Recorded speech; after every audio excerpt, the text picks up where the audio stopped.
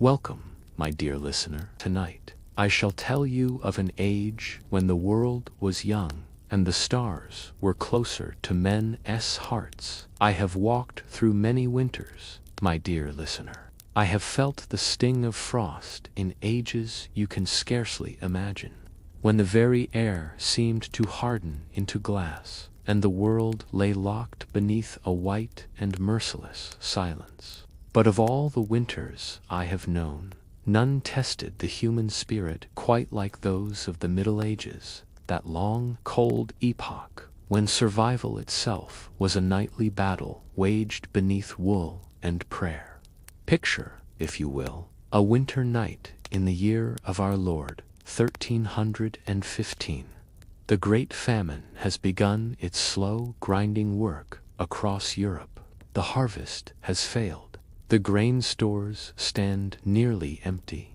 And now, as if in mockery of human suffering, winter descends with a cruelty that would have made the very stones weep had they not been frozen solid. In a castle tower somewhere in northern England, a noblewoman lies beneath a mountain of furs and woolen blankets, her breath rising in pale clouds, even within the supposed safety of her chamber. The walls around her are 10 feet thick, stone upon stone, built to withstand siege engines and battering rams. Yet, against the cold, they offer no defense. Indeed, they have become her enemy, for stone is a traitor in winter. It drinks the cold like a drunkard takes ale, holding it deep within its gray heart, then breathing it back into the room in slow, patient exhalations that never cease.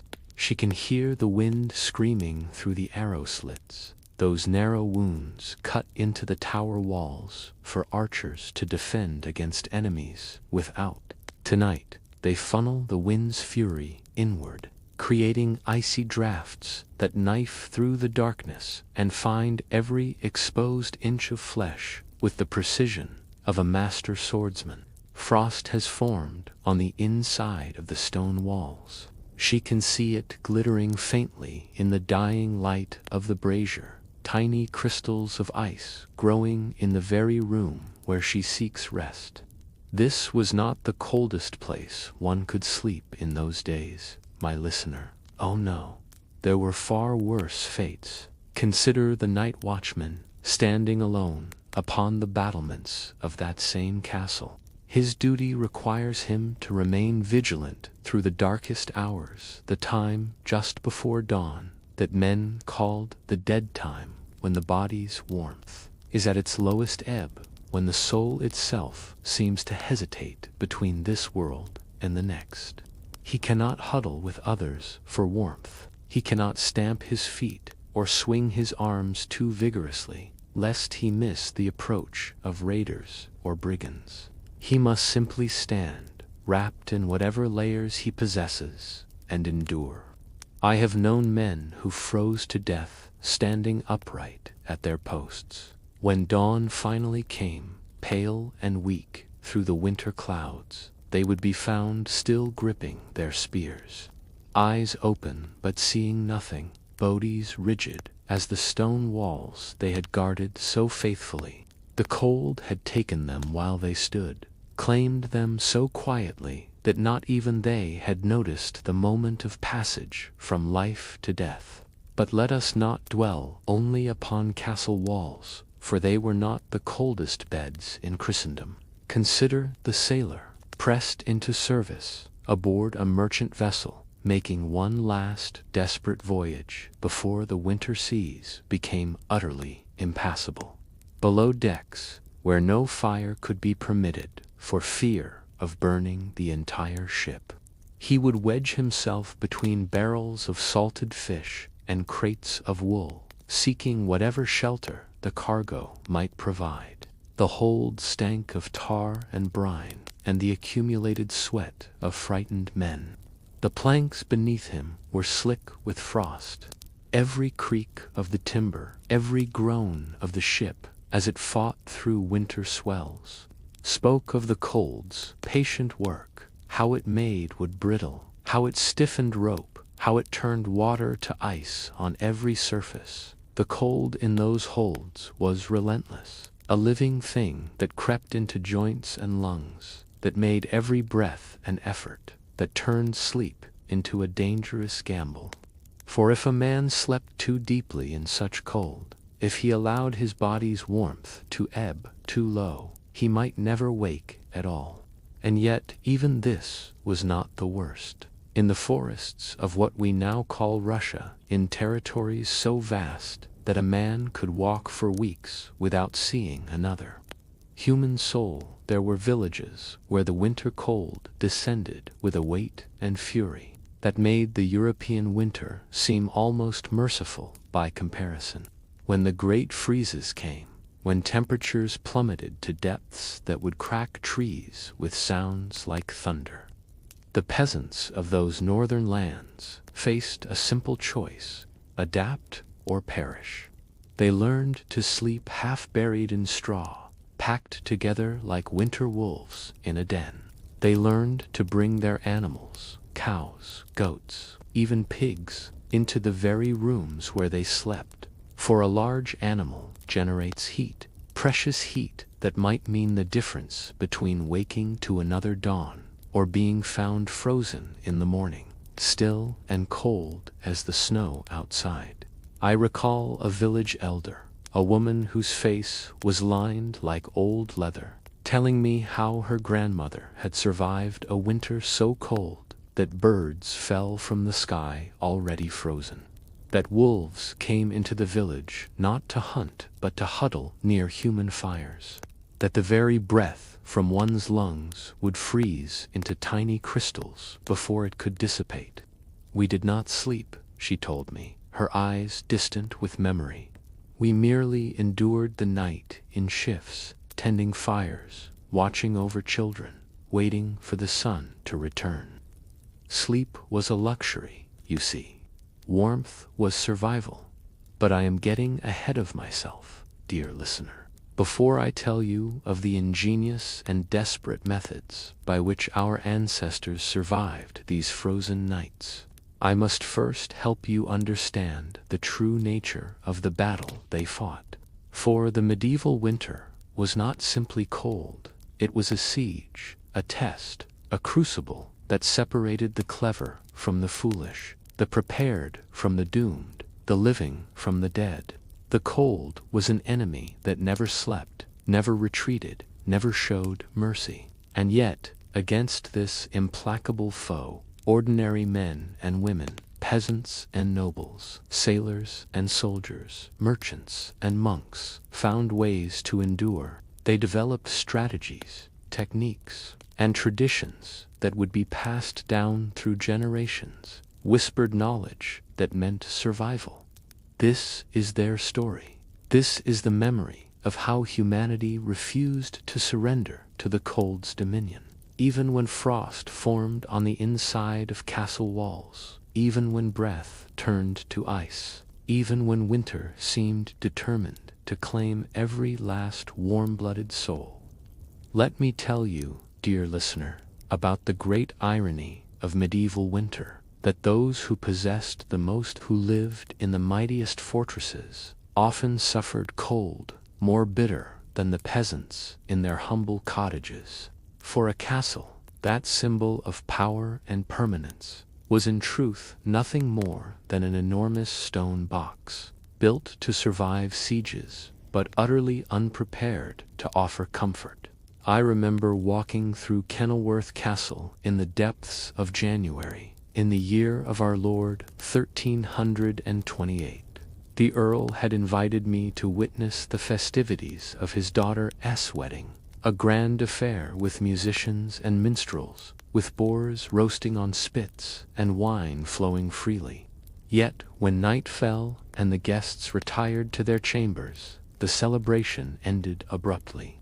Reality returned in the form of bone-deep cold that no tapestry could keep at bay, no brazier could defeat. The Earl's own daughter, the bride, lay in her marriage bed beneath a mountain of furs, bare pelts from the northern forests. fox furs from the highlands, wool blankets so heavy that moving beneath them required genuine effort. Four-poster beds in those days were not mere furniture, you understand. They were survival equipment, carefully engineered fortresses within fortresses. The bed itself stood raised nearly 3 feet from the floor, for everyone knew that cold air settled like water, pooling in the lowest places.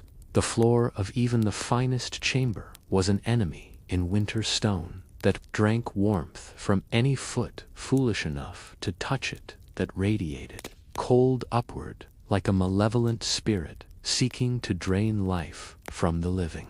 Around the bed hung heavy curtains of wool, sometimes lined with fur, drawn tight on all sides to create what we might call a microclimate, a tiny pocket of trapped warmth generated by human breath and body heat. The bride and her new husband would draw these curtains, sealing themselves into their cocoon, and hope that the heat of their bodies would be sufficient to ward off the cold until morning. But even this was often not enough. I watched as servants scurried through the castle in the hour before the noble family retired, bearing warming pans, long-handled implements filled with hot coals. These dangerous tools would be slid between the sheets, moved back and forth to heat the bed before the occupants climbed in. It was delicate work. Too much heat and the linens would scorch, potentially igniting and burning down the entire tower. Too little, and the bed would remain a cold tomb, drawing heat from the sleeper rather than offering any comfort. The warming pan itself was a symbol of the medieval approach to winter survival, dangerous, labor-intensive, requiring constant vigilance, and offering only temporary relief. For the bed would begin cooling the moment the warming pan was removed, and by the 3rd watch of the night, the cold would have reclaimed its territory. But let me tell you of the castle's true weakness, the architectural flaw that made noble chambers so brutally cold, the very features that made castles impregnable fortresses, the thick walls, the high ceilings, the narrow windows, the stone construction, all conspired to create what amounted to a medieval refrigerator. Stone, as I mentioned, is a battery of cold. Those 10-foot thick walls that kept out invading armies also absorbed the winter's chill, holding it deep within their mass, then slowly radiating it inward. During the day, fires might warm the air temporarily, but the stone remained cold, unmoved by such feeble efforts. And when night fell and the fires were banked, the stone began its patient work of reclaiming the warmth, drawing it out of the air, out of furniture, out of flesh and bone. The high ceilings, built to impress visitors and demonstrate the Lord's wealth and power, became enemies in winter. Heat rises, a fact well known even in those days, and in rooms where the ceiling soared 20 or 30 feet overhead, all warmth fled upward, gathering uselessly in spaces no one inhabited, while those below shivered in the cold layer that settled at human height. Arrow slits, those narrow defensive openings, became funnels for freezing drafts. I have stood in chambers where you could feel distinct streams of icy air flowing from each slit, invisible rivers of cold that cut through the room like knives. Tapestries helped. Yes, wealthy nobles covered their walls with rich, woven hangings that provided some insulation, but even the finest Flemish tapestry could not seal the gaps completely. The wind found its way through, always. And then there were the spiral staircases, those clever defensive features that rose through the castle towers, always turning clockwise to disadvantage attacking swordsmen climbing upward. In winter, these staircases became perfect wind tunnels, channeling cold air from the cellars up through every level of the tower, distributing cold with ruthless efficiency. I recall one particularly brutal night in a castle along the Scottish border. The Lord's chamber was located in the highest tower, a position of status and strategic importance, but also a position of maximum exposure to the elements. The tower was open to wind on 3 sides, and the howling gale that night made the very stones tremble. The Lord, a grizzled warrior who had fought in countless battles without complaint, lay beneath his furs and confessed to me that he feared winter nights more than any human enemy. "Give me a siege any day," he said, his breath misting in the frigid air of his own bedchamber. "Give me raiders, or rebels, or any foe I can face with steel. But this," he gestured at the frost forming on the inside of his window shutters, "this is an enemy I cannot defeat. The cold never tires, never retreats, never grants quarter.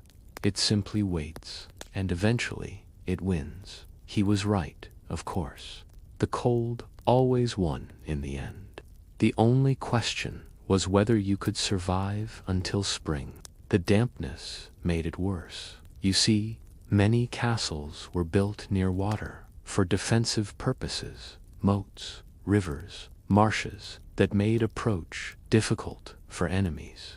But that proximity to water meant perpetual moisture in the air, and moisture made cold far more penetrating. It was what the people called wet cold, a chill that wormed its way through clothing and into bones, that made joints ache and lungs burn with every breath. The stone walls would sweat with condensation, moisture from the warmer interior air meeting the frozen stone and forming droplets that would run down the walls like tears. In the coldest weather, this moisture would freeze on the walls themselves, creating thin sheets of ice on the interior surfaces. I have touched such walls and felt them burn my fingertips with cold so intense it mimicked fire. Noble chambers often had fireplaces, it is true, a luxury beyond the reach of common folk. But these fireplaces were inefficient things, drawing more air than they warmed, creating drafts, consuming vast quantities of wood while providing only localized comfort. You could roast on the side facing the fire while your back remained frozen, and when you finally turned to warm your frozen back, your front would immediately begin to chill. The smoke from these fires was another torment. Chimneys were primitive, often poorly designed, and in certain wind conditions, smoke would billow back into the room, filling the chamber with choking fumes that stung eyes and made breathing difficult. Many nobles chose to endure the cold rather than suffer the smoke, banking their fires low or letting them die entirely once they retired to their beds. And so the nobles lay, cocooned in their four-poster fortresses, wrapped in furs that represented the pelts of dozens of animals, insulated by wool blankets that were among their most valuable possessions. They wore linen shifts, or, in the coldest weather, woolen nightclothes. They kept their heads covered with nightcaps, for everyone believed, correctly, as it happens, that most body heat escaped through the head. Some nobles, I recall, would even sleep in close proximity to their servants during the worst cold snaps, abandoning dignity in favor of survival.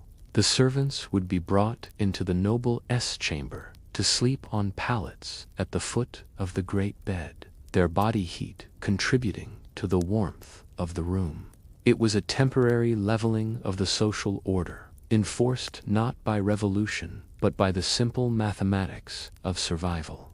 In the morning, servants would arrive before dawn to rekindle the fires, to bring heated stones wrapped in cloth that could be placed at the foot of the bed, to pour warmed wine or ale that might restore some measure of heat to chilled bodies.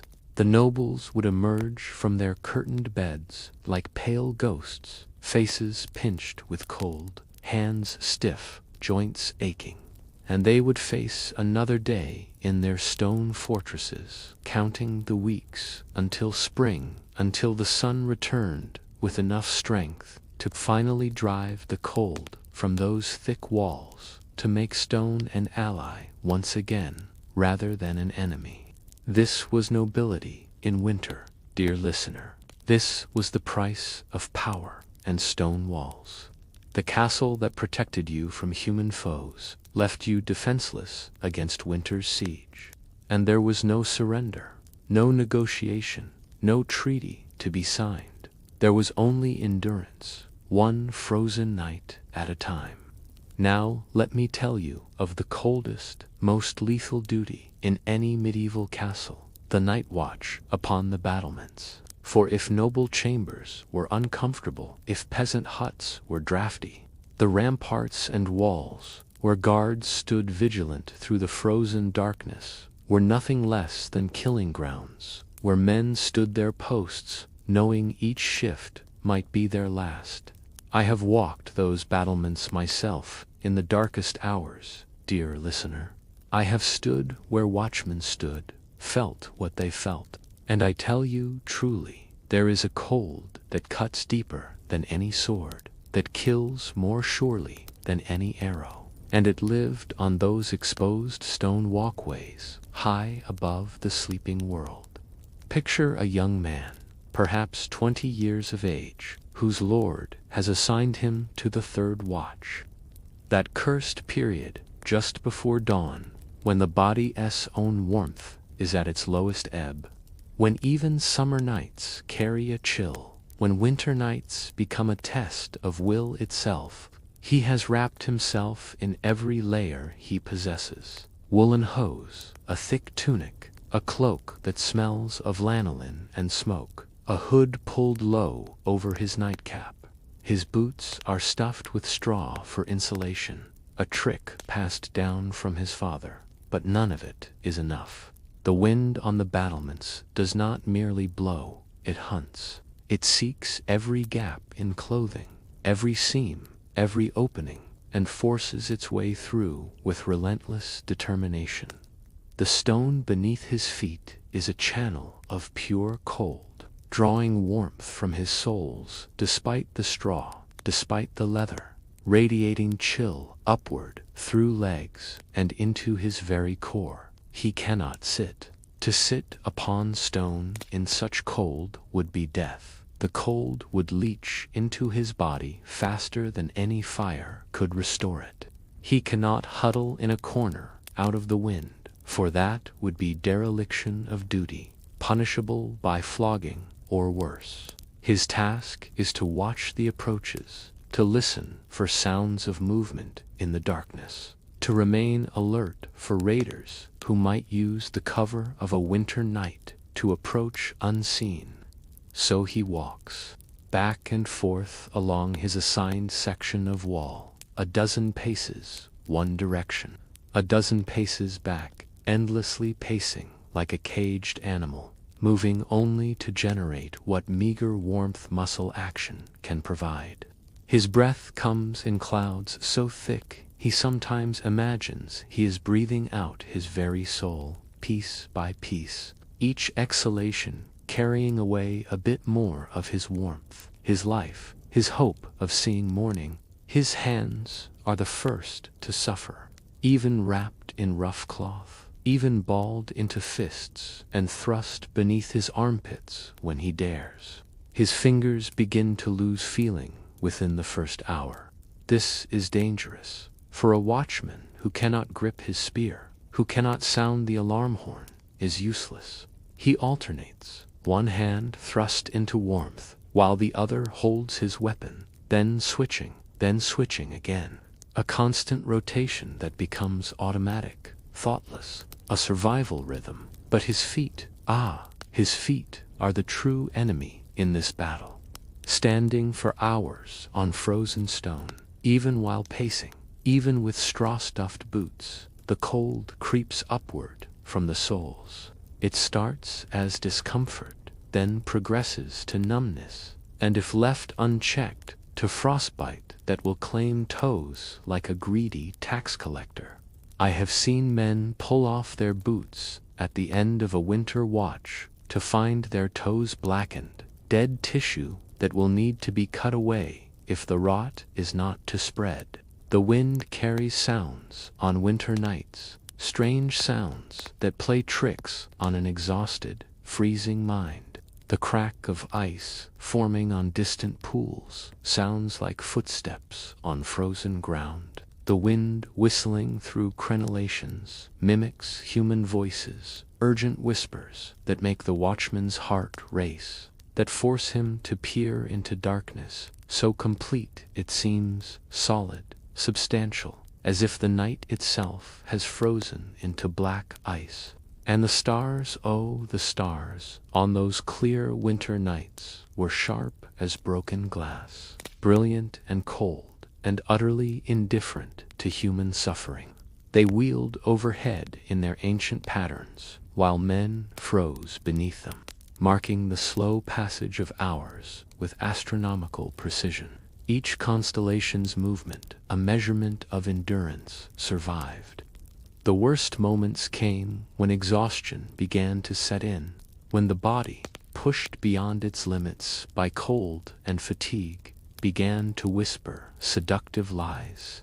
Rest for just a moment, it would suggest. Close your eyes briefly. No harm will come of it, but to rest, to close one's eyes, to allow the body to cease its shivering, for shivering was the body's defense against cold. An involuntary generation of heat through muscle spasm was to open the door to hypothermia, to that strange drowsiness that precedes the final sleep from which there is no waking.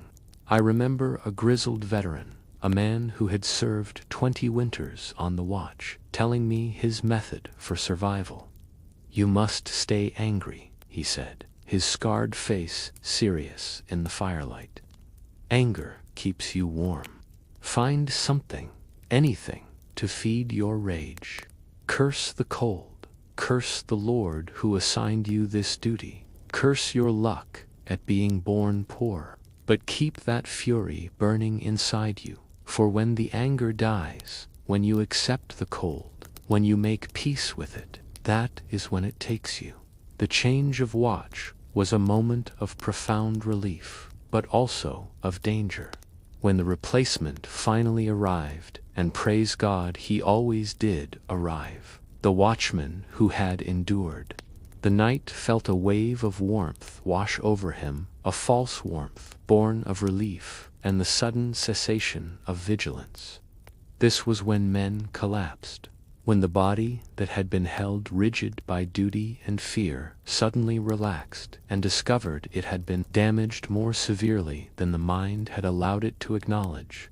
They would stumble down the narrow stairs from the battlements, feet numb and clumsy, hands unable to grip the rope that served as a handrail, bodies shaking with shivers so violent they seemed like seizures.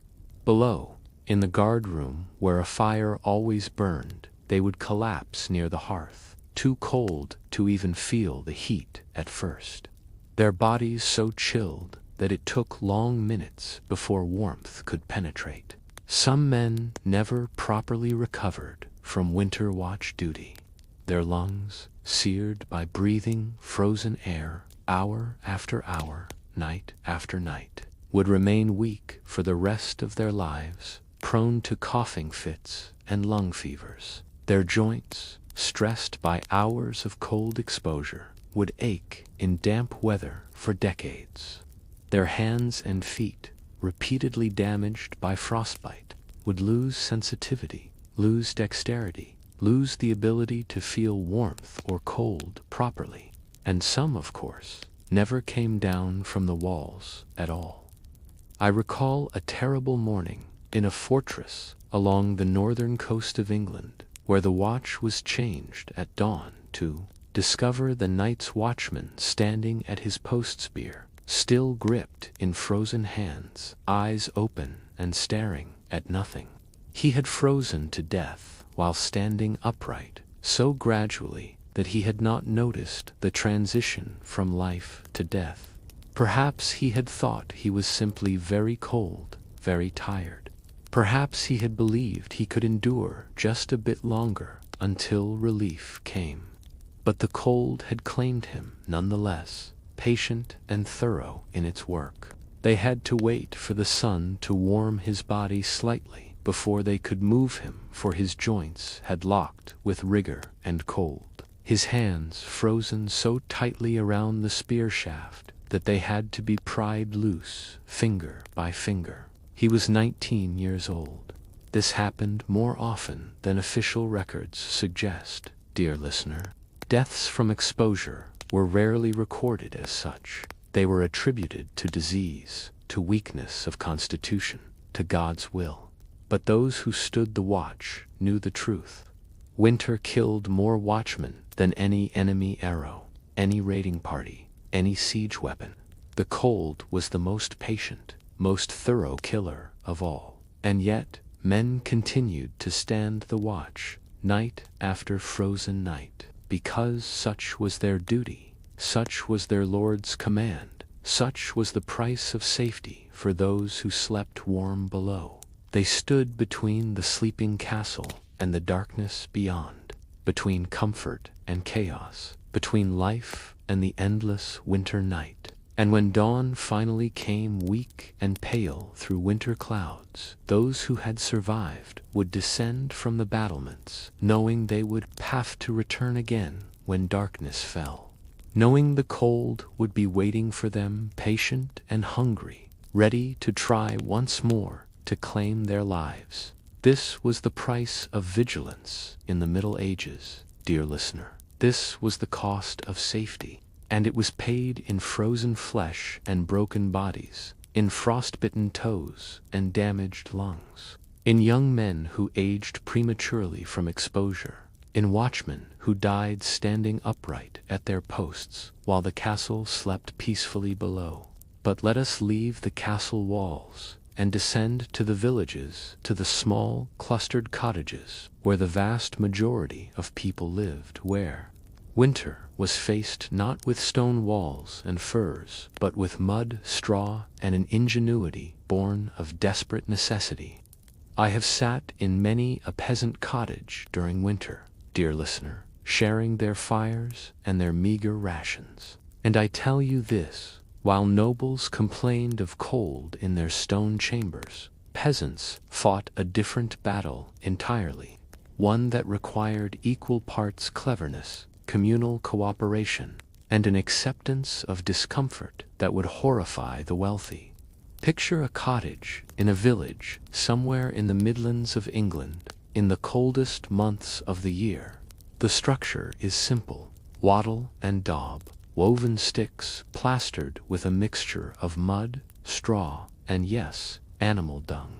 The roof is thatched, layers of dried reeds or straw bound together and laid thick to shed rain and provide some insulation. There is one room, perhaps two, if the family is fortunate. The floor is packed earth, covered in rushes and straw. This cottage, humble as it appears, has certain advantages over the noble's castle. Its very smallness is a virtue in winter. Less space to heat means warmth can be concentrated, preserved. The low ceiling a man can barely stand upright keeps warmth at human level rather than letting it escape uselessly upward. And critically, the peasant's cottage is lived in fully. Every corner serves a purpose. Nothing is merely decorative. Form follows function with ruthless efficiency. At the heart of the cottage burns the hearth, not a grand fireplace with a proper chimney, but a simple fire pit, sometimes lined with stones, sometimes merely a cleared space in the earthen floor. Smoke rises naturally, filtering through the thatch or escaping through small openings left deliberately in the roof. This means the interior is perpetually smoky, eyes stinging, lungs burning. But that smoke serves a purpose beyond causing discomfort. It fumigates the thatch, killing insects that might otherwise nest there. It coats the interior walls with a layer of soot that actually helps seal gaps against drafts. The fire is never allowed to die completely. This is a sacred duty passed down through generations. Each night before sleep, the housewife, for this was considered woman's work, would carefully bank the fire. This meant covering the glowing coals with a thick layer of ash, essentially insulating them, slowing their burn to the absolute minimum. Done properly, this would keep the coals alive through the night, ready to be coaxed back to flame in the morning with fresh kindling and patient breath. To let the fire die completely was more than mere inconvenience. It was potential catastrophe. Restarting a fire required flint, steel, tinder, and considerable effort that became exponentially harder when one's fingers were stiff with cold, when breath came in shuddering gasps, when children cried from hunger and chill. Moreover, in the worst winter weather, even dried tinder might be damp, making fire starting a miserable, lengthy process that could take hours. So the fire was tended with religious devotion.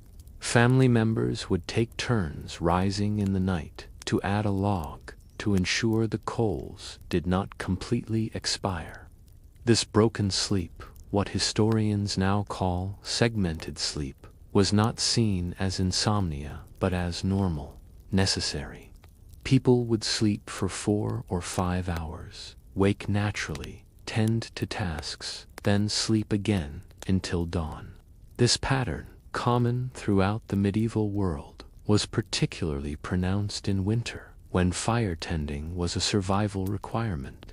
Now, regarding sleep itself, the peasant's bed was a far cry from the noble's four-poster fortress.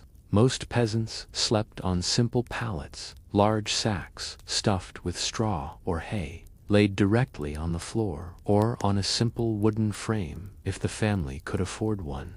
These pallets were neither comfortable nor clean. Straw flattened quickly, becoming lumpy and uneven. It harbored fleas, lice, and sometimes mice, who found the warm, dry straw an attractive winter home.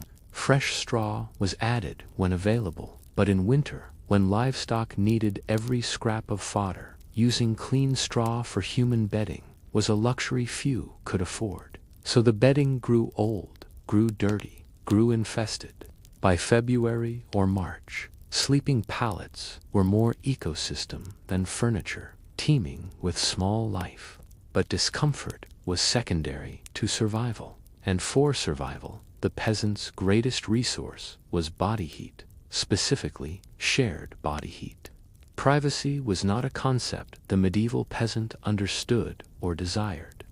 The entire family slept together, often in one large shared bed or on adjacent pallets. Parents, children, sometimes grandparents, all huddled together beneath whatever coverings they possessed.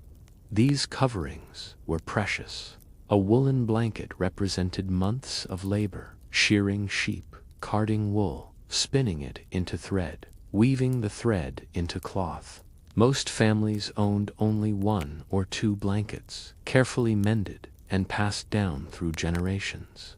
These would be supplemented with whatever else could provide warmth: old cloaks, sheepskins, even dried grass or rushes piled on top of the sleepers. Children were placed in the center of the sleeping arrangement, with the youngest and most vulnerable surrounded by older siblings and parents. The edges, the coldest positions, were taken by the strongest adults. This was not mere kindness, it was survival strategy. Children were the future, the investment, the hope of the family. Protecting them from cold was protecting the family line itself. But humans were not the only warm bodies in the cottage. Oh no, dear listener, the peasants' true secret weapon against winter cold was their livestock. Animals generate considerable heat. This was understood even in an age before thermodynamics. A cow at rest produces warmth equivalent to a modest fire. A pig, despite its small size, radiates heat from its bulk. Goats, chickens, even sheep could contribute to the warmth of the dwelling. And so, in winter, the cottage became a combined dwelling and barn, with animals occupying one end of the single room, or, in two-room cottages, the second chamber. The smell, of course, was indescribable. Imagine the accumulated odors of unwashed humans, animal manure, urine-soaked straw, wood smoke, damp wool, sour milk, and rotting food scraps, all concentrated in a small, poorly ventilated space. To modern sensibilities, it would be unbearable. But medieval peasants had no choice in the matter, and moreover, they had no comparison. Everyone smelled equally bad in winter. Bathing was rare. Water had to be carried from frozen wells or streams, then heated laboriously over the fire. Washing clothes was similarly difficult, and so the smells simply accumulated, ignored out of necessity. The animals themselves varied by region and by family wealth. A relatively prosperous peasant might own a cow, and this cow would be brought inside during the coldest weather, tethered near the hearth but far enough away to avoid kicking the fire. The cow would chew its cud peacefully through the night, its large body radiating warmth. Pigs, too, were common cottage mates. Pigs are intelligent creatures and would often establish themselves in a chosen spot, usually near the fire or near the sleeping family, and refuse to be moved. There was little point in arguing with a stubborn pig, and since its warmth was welcome, an uneasy cohabitation would be reached. Chickens roosted in corners or in crude wooden boxes, their soft clucking a nighttime soundtrack. Dogs, and every peasant family that could afford to feed one kept a dog slept on or near the sleeping pallets, providing warmth and also serving as an early warning system should rats or other vermin attempt to raid the family's meager food stores. This communal sleeping arrangement, humans and animals together, served multiple purposes beyond warmth. It protected valuable livestock from theft, for a cow or pig represented enormous wealth to a peasant family. It kept animals alive, for an unheated barn in the depths of a brutal winter could kill livestock as surely as it could kill humans. And it created a microclimate within the cottage, a concentration of mammalian warmth that, combined with the banked fire, made survival possible. In the morning, and morning came late in winter, 4 peasants rose with the sun, and the winter sun was in no hurry. The cottage would awake slowly. Breath would mist in the cold air. The fire would be coaxed back to life from its bed of ash and embers. The animals would be let out to relieve themselves, then brought back in if the weather was particularly severe. A thin porridge might be made from oats or barley, heated over the rekindled fire, shared among all human and animal alike. For livestock too needed to be kept alive until spring. The peasants would emerge from their blankets, stiff and sore, joints aching from cold and cramped sleeping positions. They would pull on the same clothes they had worn yesterday and the day before and the day before that. For most peasants owned only one set of clothing, worn until it literally fell apart. These clothes were rarely washed, never changed, and supplemented with whatever rags or scraps could be wrapped around extremities for extra warmth. And then, if there was work to be done, and in winter there was always work to be done. Mending tools, repairing thatch, tending livestock. They would go out into the frozen world, knowing they would return at dusk to do it all again. Another night, another battle, another small victory of survival. This was the rhythm of peasant life in winter, dear listener. It was not glorious, it was not comfortable, but it worked after a fashion. Most people survived to see spring, though not all. Children died of exposure and illness at heartbreaking rates. The elderly often did not survive the winter, their weakened bodies unable to withstand the constant cold. But the strong, the clever, the fortunate, they endured. And in their endurance, they developed a deep, intimate knowledge of survival that nobles in their stone towers could never quite grasp. They knew which mushrooms grew even in winter, which tree bark could be eaten in desperation, which herbs helped warm the body from within. They knew how to read weather signs in cloud formations and animal behavior. They knew how to make a little go a long way, how to stretch meager resources through months of scarcity. This knowledge was passed down, mother to daughter, father to son, spoken in quiet moments around the fire, whispered in the darkness of the shared sleeping pallet.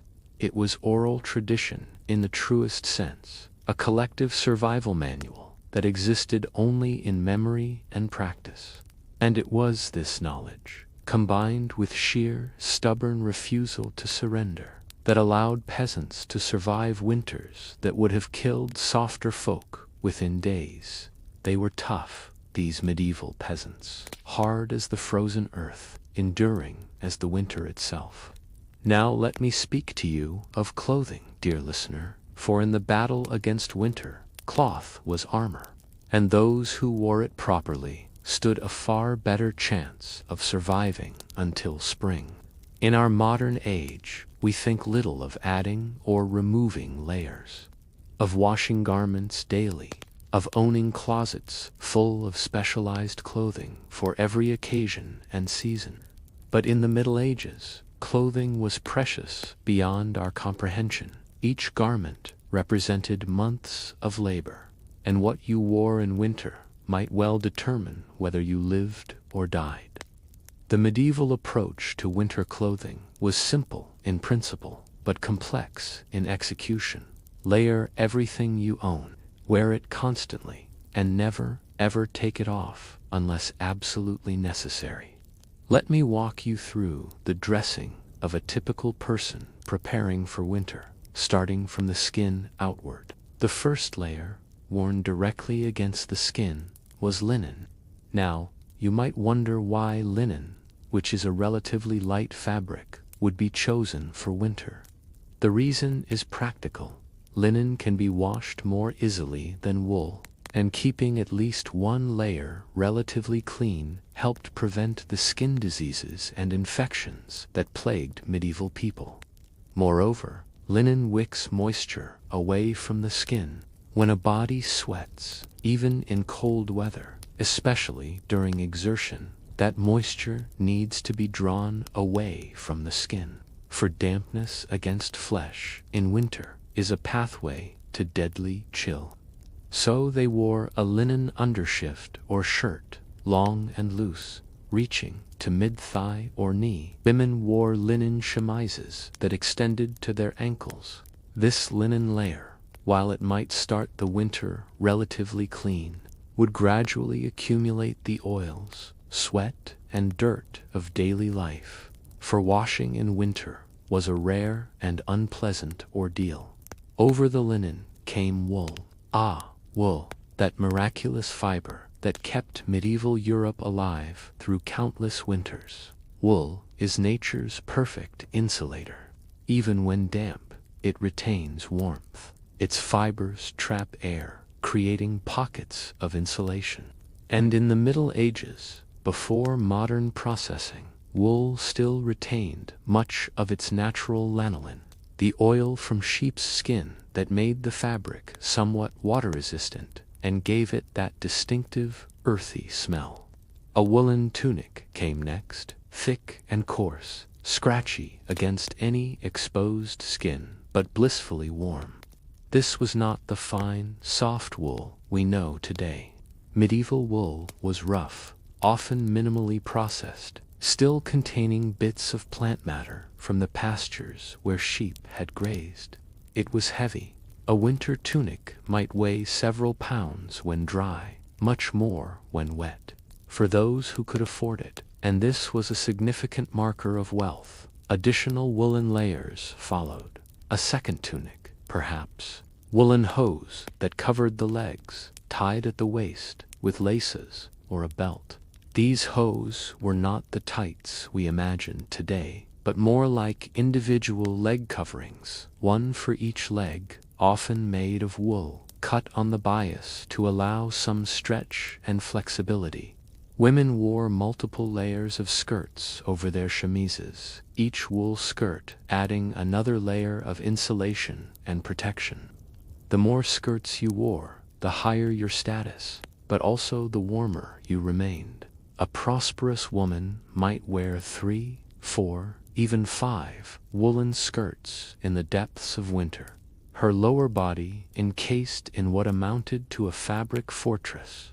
Over all of this came the outer layer, cloaks. These were essential, near-universal garments that served as coats, blankets, and in emergencies, makeshift shelters. A good cloak was made of tightly woven wool, often treated with additional lanolin or even wax to increase its water resistance. The finest cloaks were lined with fur, rabbit, fox, squirrel, or, for the very wealthy, imported furs like marten or ermine. But most people made do with unlined wool cloaks, perhaps with an old sheepskin draped over the shoulders for extra warmth. These cloaks were long, reaching to the ankles or beyond, with hoods that could be drawn up to protect the head and face from wind and snow. And here we must speak of the head, for medieval people understood, even without our modern science, that a tremendous amount of body heat escapes through the head. The nightcap was not a quaint accessory, it was survival equipment. Everyone, from the lowest peasant to the highest noble, wore a cap or hood to bed, and often throughout the day in winter. These caps were usually made of wool or linen, close-fitting to trap warmth.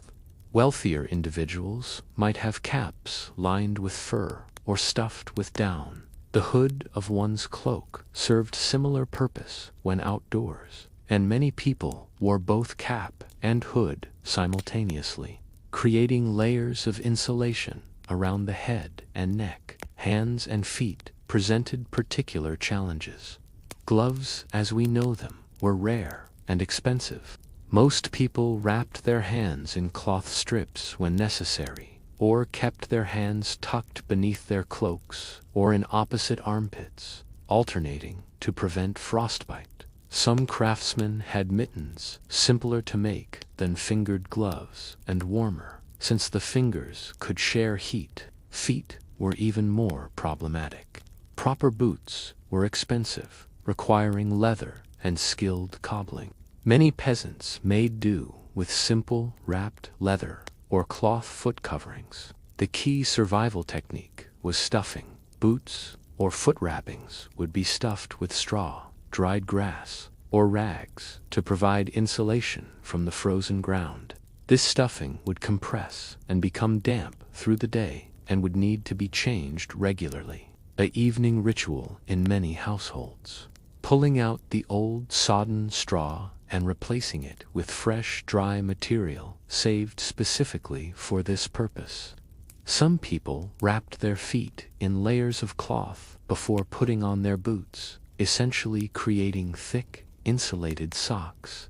Others smeared their feet with animal fat, goose grease, mutton, tallow, whatever was available, believing this helped protect against frostbite. Whether it truly helped or was merely comforting ritual is unclear, but it was widely practiced. Now, here is the key point that modern people often miss. Once you were dressed in your winter layers, you generally stayed dressed.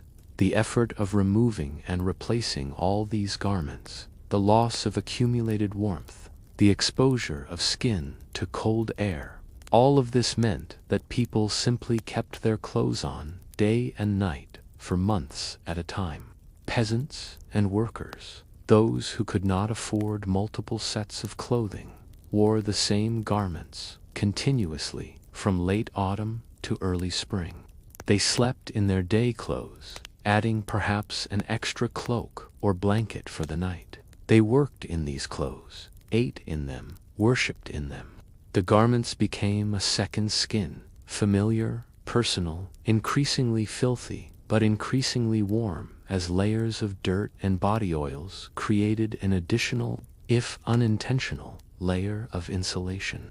This horrifies our modern sensibilities, but there was actually practical wisdom in it. That accumulated layer of grime, sweat, and body oils created a seal of sorts, filling in the gaps between fibers, making the fabric more windproof.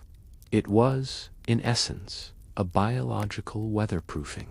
Moreover, the smell, and make no mistake, the smell must have been extraordinary, served as a kind of social equalizer in winter.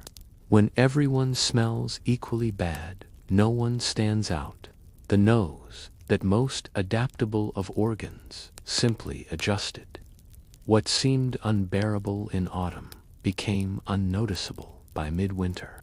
Wealthy individuals had the luxury of changing their linen undergarments occasionally, washing one shift while wearing another. But even they kept their outer wool layers on constantly, for to remove and replace them was to lose precious accumulated warmth. I remember observing a wealthy merchant's wife in a city along the Baltic coast during a winter so cold that the sea itself had frozen solid. She wore, by my count, no fewer than 7 distinct layers of clothing: a linen chemise, 2 woolen underdresses, 2 woolen overdresses, a fur-lined surcoat, and a heavy wool cloak. When she moved, she rustled like wind through dry leaves, and she moved slowly, deliberately, for quick movements were difficult beneath such weight. But she was warm. While others shivered and suffered, she maintained a microclimate of comfort within her fabric fortress. And when she finally retired to bed, she removed only the outermost cloak, sleeping in the remaining 6 layers beneath additional blankets. Children were dressed similarly, though with special attention to keeping them mobile enough to work and play. A child too bundled up was useless for chores, but a child insufficiently protected might sicken and die. Parents walked a careful line, adding and removing layers throughout the day as activity levels changed. Interestingly, the very poor sometimes had an advantage over the middling classes in this regard. A peasant who owned only one worn tunic and a threadbare cloak had no decisions to make about layering. They wore what they had and made do. But a craftsman or small merchant who might own several garments faced actual choices about what to wear and when, and wrong choices could mean discomfort or danger. Certain occupations required special consideration. Blacksmiths, for instance, worked near their forges and thus needed fewer layers while working. But the moment they left the forge's warmth, they needed to bundle up immediately or risk severe chill. Bakers, too, worked in warm environments but faced rapid temperature changes. Shepherds and cowherds, who had to remain outdoors for extended periods, regardless of weather, developed their own specialized layering techniques, often incorporating dried grass or straw between layers of clothing for added insulation. Soldiers and guards faced particular challenges. Armor, necessary for protection, in an age of constant warfare and raiding, was utterly uninsulated. Metal in winter becomes a conduit for cold, drawing heat from the body with frightening efficiency. So soldiers would wear as many layers as possible beneath their armor. Though this restricted movement and made combat more difficult, many guards, when not in immediate danger, would remove their metal armor and wrap themselves in wool and fur, keeping the armor nearby but not wearing it except when necessary. And then there were the monks and nuns, whose religious orders often required specific garments regardless of season. Some orders modified their rules to allow additional undergarments in winter, but others insisted on maintaining traditional dress even in the coldest weather, viewing the discomfort as a form of spiritual discipline. I have known monks who suffered frostbite rather than violate their order's dress code, though privately, many orders looked the other way when members added extra layers beneath their habits. One more thing must be mentioned. The repair and maintenance of winter clothing was constant and crucial work. Every evening, household members would inspect their garments by firelight, mending tears, replacing lost buttons or laces, stitching patches over worn spots. A torn cloak or ripped hose could mean the difference between survival and death on a bitter night. So this work was taken seriously. Women, primarily, did this mending, their fingers flying with needle and thread even as they conversed or told stories. It was meditative work, repetitive and endless, for winter was hard on fabric. Ice crystals, abraded wool, constant wear, thinned cloth, tears appeared mysteriously, perhaps from catching on rough wood or stone, perhaps from simple age and use. And when spring finally came, when the warmth returned and the desperate need for every layer finally eased, people would at last remove their winter clothing.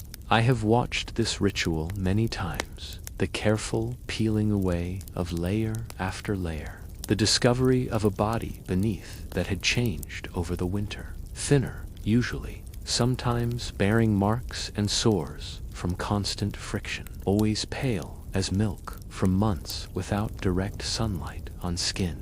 The clothing itself would be aired out, inspected carefully. Garments too damaged to repair were cut up for patches or stuffing. Salvageable pieces were carefully stored away for the next winter, and the linen undergarments, finally, gratefully, would be washed, a springtime ritual that took on almost religious significance after months of accumulated grime. But that was spring, dear listener, and we are still deep in winter's grip. For now, the people of the Middle Ages remained wrapped in their fabric fortresses, their layers of wool and linen and fur, moving through the frozen world like bundled ghosts, conserving every scrap of warmth, surviving one cold day and night at a time.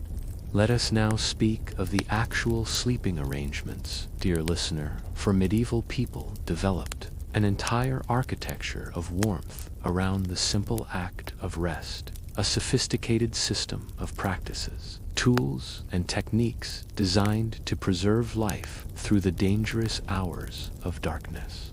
The bed, as I have mentioned, was not merely furniture, but survival equipment. Let me now describe in detail how a proper medieval bed, or rather the medieval sleeping space, was constructed and maintained.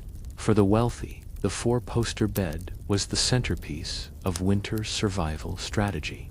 These beds were enormous by our standards, sometimes 8 feet wide and equally long, designed to accommodate not just a married couple, but potentially their young children, a trusted servant, even a favored hunting dog. For shared body heat was never scorned, regardless of social status. The frame itself was raised high off the floor.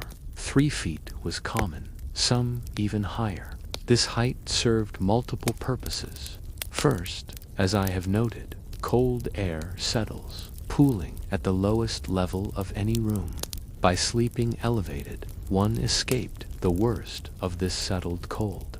Second, the height discouraged rats and other vermin from climbing into bed with the sleepers, though this was not always successful. And third, the space beneath the bed could be used for storage, a valuable consideration in chambers where every square foot served multiple purposes. The mattress was typically a large cloth sack, essentially a bag, stuffed with whatever material was available.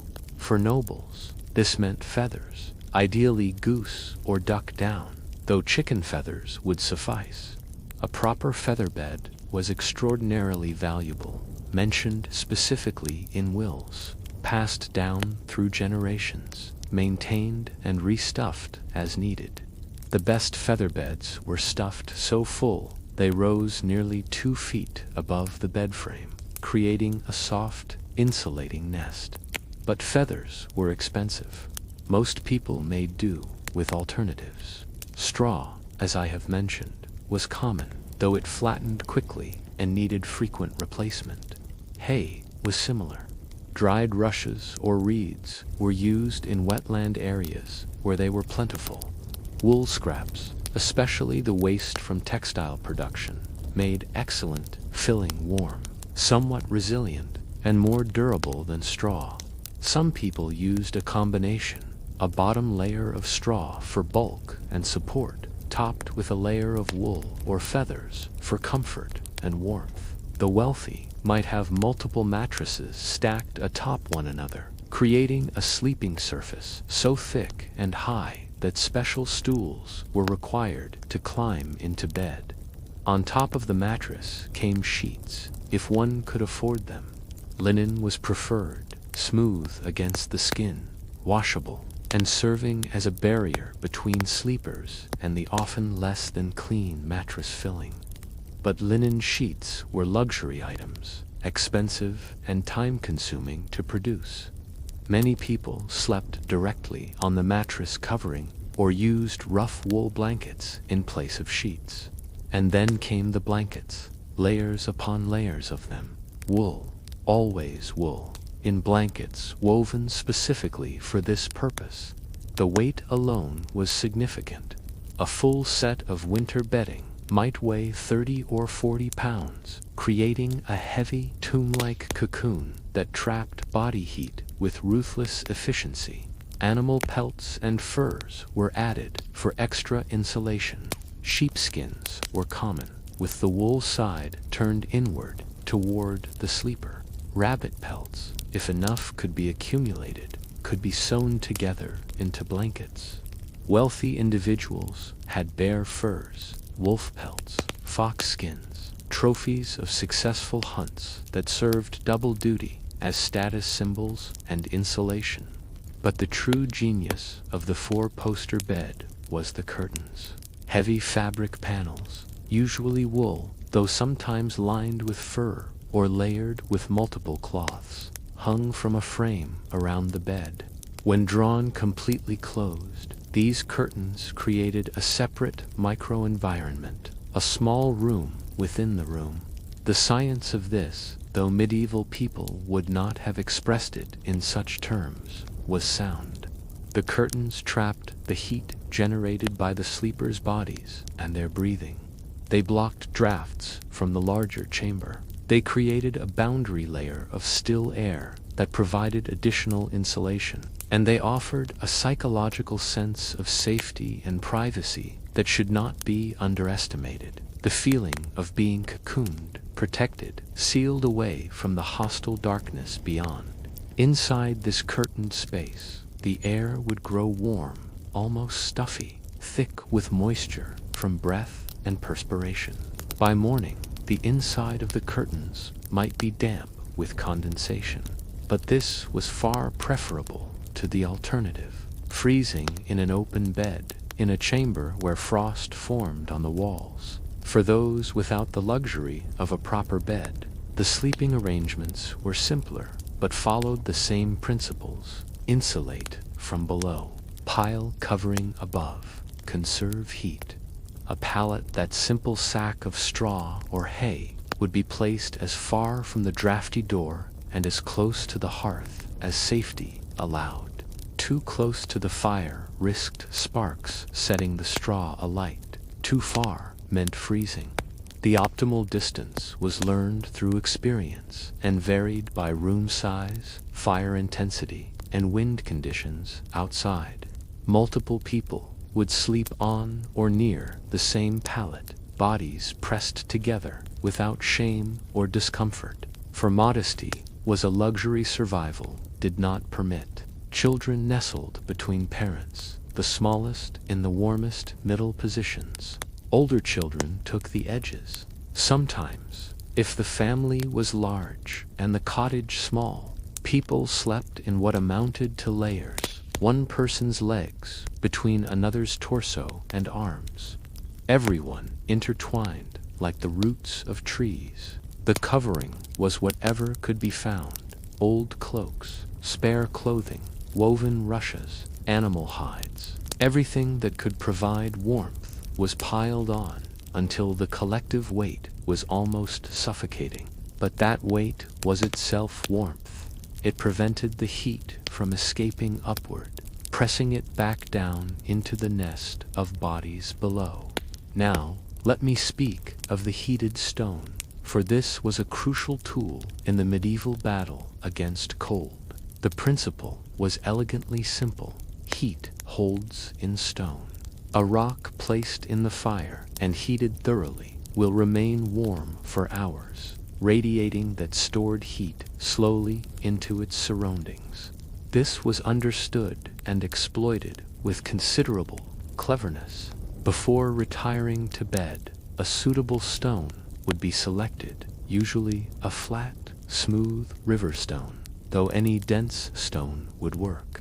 This stone would be placed directly in the fire and left there for an hour or more until it was thoroughly heated. The danger, of course, was that stone heated too much could crack, even explode, sending sharp fragments flying. So the heating was done carefully. The stone turned occasionally with a fire poker to ensure even warming.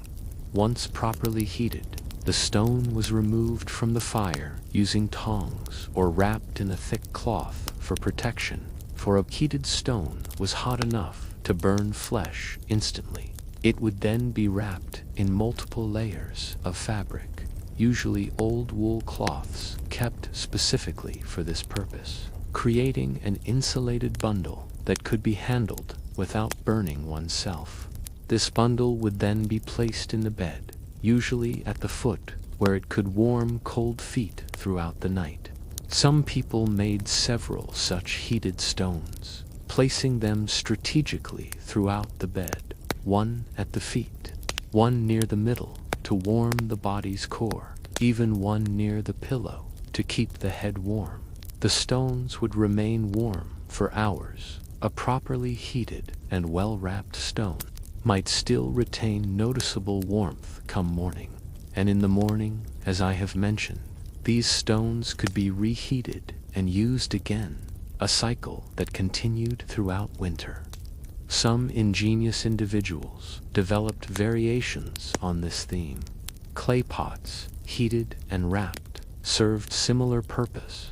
Metal implements, old pots, horseshoes, farm tools, could be heated and wrapped, though metal cooled faster than stone. Some people heated bricks, which held heat well and had the advantage of a flat, stable shape. There was even a device, known in some regions as a bed warmer or warming pan, specifically designed for this purpose. It consisted of a long handle attached to a covered metal pan. Hot coals would be placed in the pan, the lid closed, and the entire device would be moved back and forth between the sheets, warming the bed directly before the occupants climbed in. This was servants' work in wealthy households, a nightly ritual of preparing the master's bed. ensuring that no shock of cold would greet them when they climbed between the sheets. But such devices were rare luxuries. Most people made do with heated stones and counted themselves fortunate to have them. Braziers, portable containers of hot coals, served another purpose. These were usually metal bowls or pots set on legs or stands, filled with glowing coals from the main fire. A brazier could be moved into a chamber to provide localized heat, placed near the bed or in a corner to take the worst edge off the room's chill. But braziers were dangerous. They consumed oxygen, and in a sealed room, they could cause suffocation. The smoke and fumes, though less visible than open flame, could build up to deadly levels. I have known of entire families killed by brazier fumes in sealed rooms, found dead in their beds. No marks upon them, simply poisoned by the invisible emanations of their own heat source. So braziers were used cautiously, if at all. Chambers were never completely sealed when a brazier burned. A window might be left slightly open, or a door left ajar, creating airflow that prevented the deadly buildup of fumes. This, of course, defeated some of the purpose, for the airflow that prevented poisoning also allowed precious heat to escape. It was a balance, you see. Everything in medieval winter survival was a balance between competing dangers. Too much heat could kill through fire or fumes. Too little heat could kill through freezing. The line between safety and death was narrow, and walking it required constant attention and hard-won knowledge. The hearth itself required careful management through the night. As I have described, the fire was banked before sleep, covered with ash to slow its burning, to preserve coals that could be revived come morning.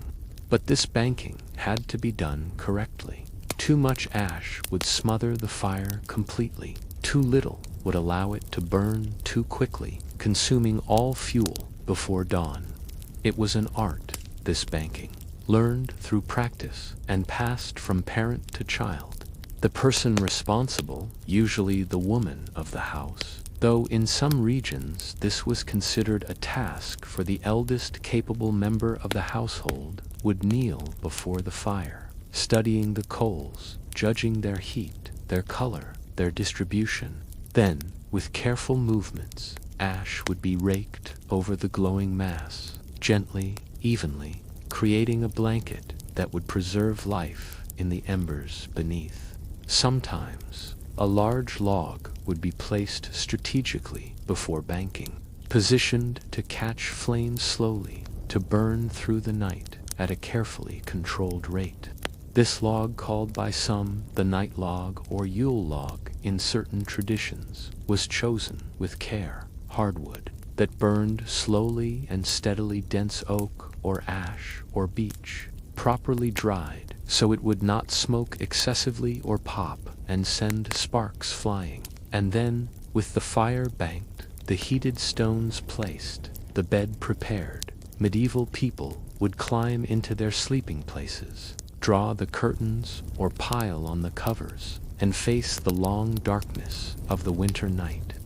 Now I must speak of the lands to the east, dear listener, for if Western Europe knew, cold Russia knew a cold of an entirely different magnitude, a cold so profound that it entered into myth and legend, a cold that shaped the very soul of its people.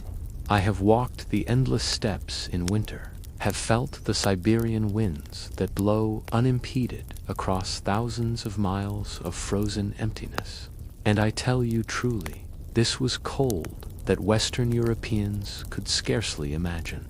This was cold that killed with swift certainty, that brooked no mistakes, no carelessness, no weakness, in the villages scattered across the Russian lands, in the territories that stretched from the western forests to the endless eastern horizons. Winter was not merely a season to be endured. It was a Titan to be appeased. a war to be fought with every weapon of cunning and tradition that generations had developed. The Russian izba, the traditional wooden cottage, was itself an evolution shaped by centuries of brutal winters. Built entirely of logs, fitted together with remarkable precision. These structures were small, low, and designed specifically to conserve heat. Every aspect of an izba reflected hard-learned wisdom about survival in extreme cold. The foundation was raised above the ground, creating a buffer of air beneath the floor that provided surprisingly effective insulation. The logs were chinked with moss, clay, and sometimes animal hair mixed with pitch, creating seals that kept out the wind. Windows were tiny, sometimes covered in winter, not with glass, an unimaginable luxury in most rural areas, but with sheets of ice carefully formed and maintained that admitted dim light while blocking wind. But the true heart of the Russian izba was the pek, the massive clay or brick oven that dominated the single main room. This was not merely a cooking device. It was the source of all warmth, all comfort, all hope of survival. The pek was built large enough that family members could sleep on top of it, on platforms specifically constructed for this purpose. Imagine it, dear listener, an oven large enough to sleep upon, radiating stored heat through the night, turning the coldest part of the house into the warmest. Children, elderly, and the sick were given the coveted sleeping spots atop the pek, where temperatures remained almost comfortable, even when the world outside had descended into unimaginable cold. The rest of the family slept around the pek, on benches built along the walls, on the floor near the oven, arranged in a careful hierarchy of warmth. The closer to the pek, the warmer the sleeping spot. Distance from the oven was measured, not in feet, but in degrees of cold, in levels of danger, in likelihood of surviving until morning. In the most brutal cold, when temperatures plummeted to 40 below zero, or even colder, entire families would crowd onto and around the pek, packed together with their animals in a desperate concentration of warmth. The izba's single room would become a scene almost impossible to describe to those who have not witnessed it. Humans and livestock intermingled, steam rising from breathing bodies, the smell overwhelming, the noise constant, mooing, grunting, coughing, snoring, the crackling of the fire within the pek. Privacy did not exist. Modesty could not be afforded. Survival was communal, or it was not at all. Russian peasants developed specific practices for these extreme conditions. Valenki felt boots made from compressed wool were essential, worn over multiple layers of foot wrappings. These boots were never removed indoors in winter. 4 feet exposed to the cold air would lose warmth that might take hours to recover. Quilted jackets stuffed with wool or down. Long sheepskin coats worn with the wool turned inward. Thick wool scarves wrapped around the head and face until only the eyes showed. These were not luxuries, but necessities. And even so equipped, exposure to the outside during the worst cold was limited to minutes. A man checking his livestock in 40 below weather moved quickly, his face already numbing, his fingers stiffening inside their mittens, despite the fire he had left mere moments before. Frostbite was common, accepted almost as an inevitable price of winter.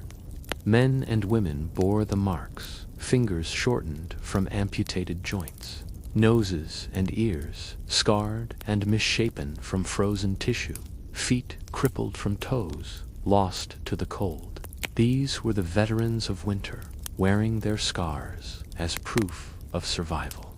The Russian practice of the banya, the bathhouse, takes on new meaning when understood in the context of these brutal winters.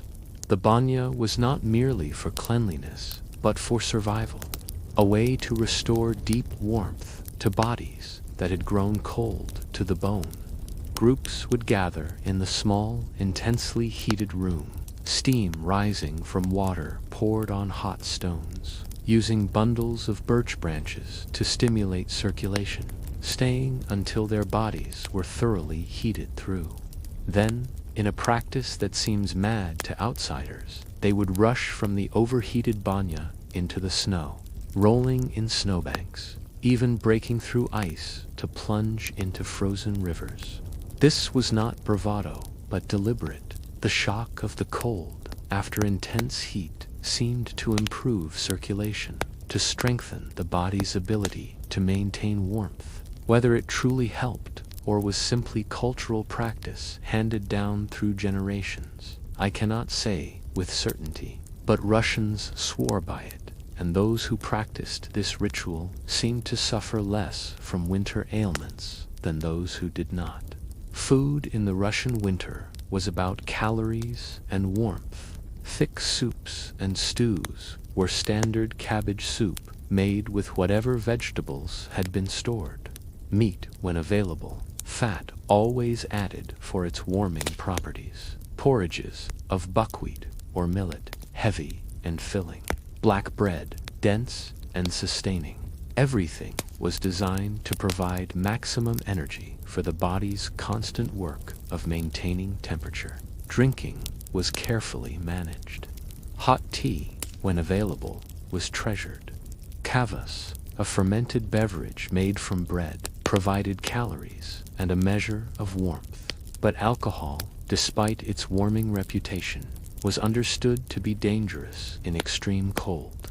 It created a false sense of warmth, dilated blood vessels, and actually increased heat loss from the body.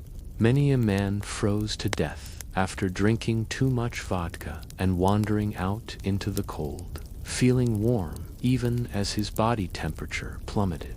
The Russian winter night was longer than in Western Europe at northern latitudes. Winter nights could stretch 16 hours or more. Darkness came early in the afternoon and lasted until late morning.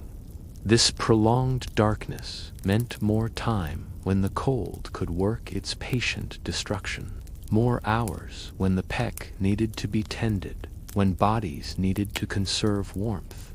Sleep during these long nights was broken, segmented. Someone had to wake periodically to feed the fire in the peck, to ensure it did not go out, for to let the fire die in the depths of a Russian winter night was to likely die oneself.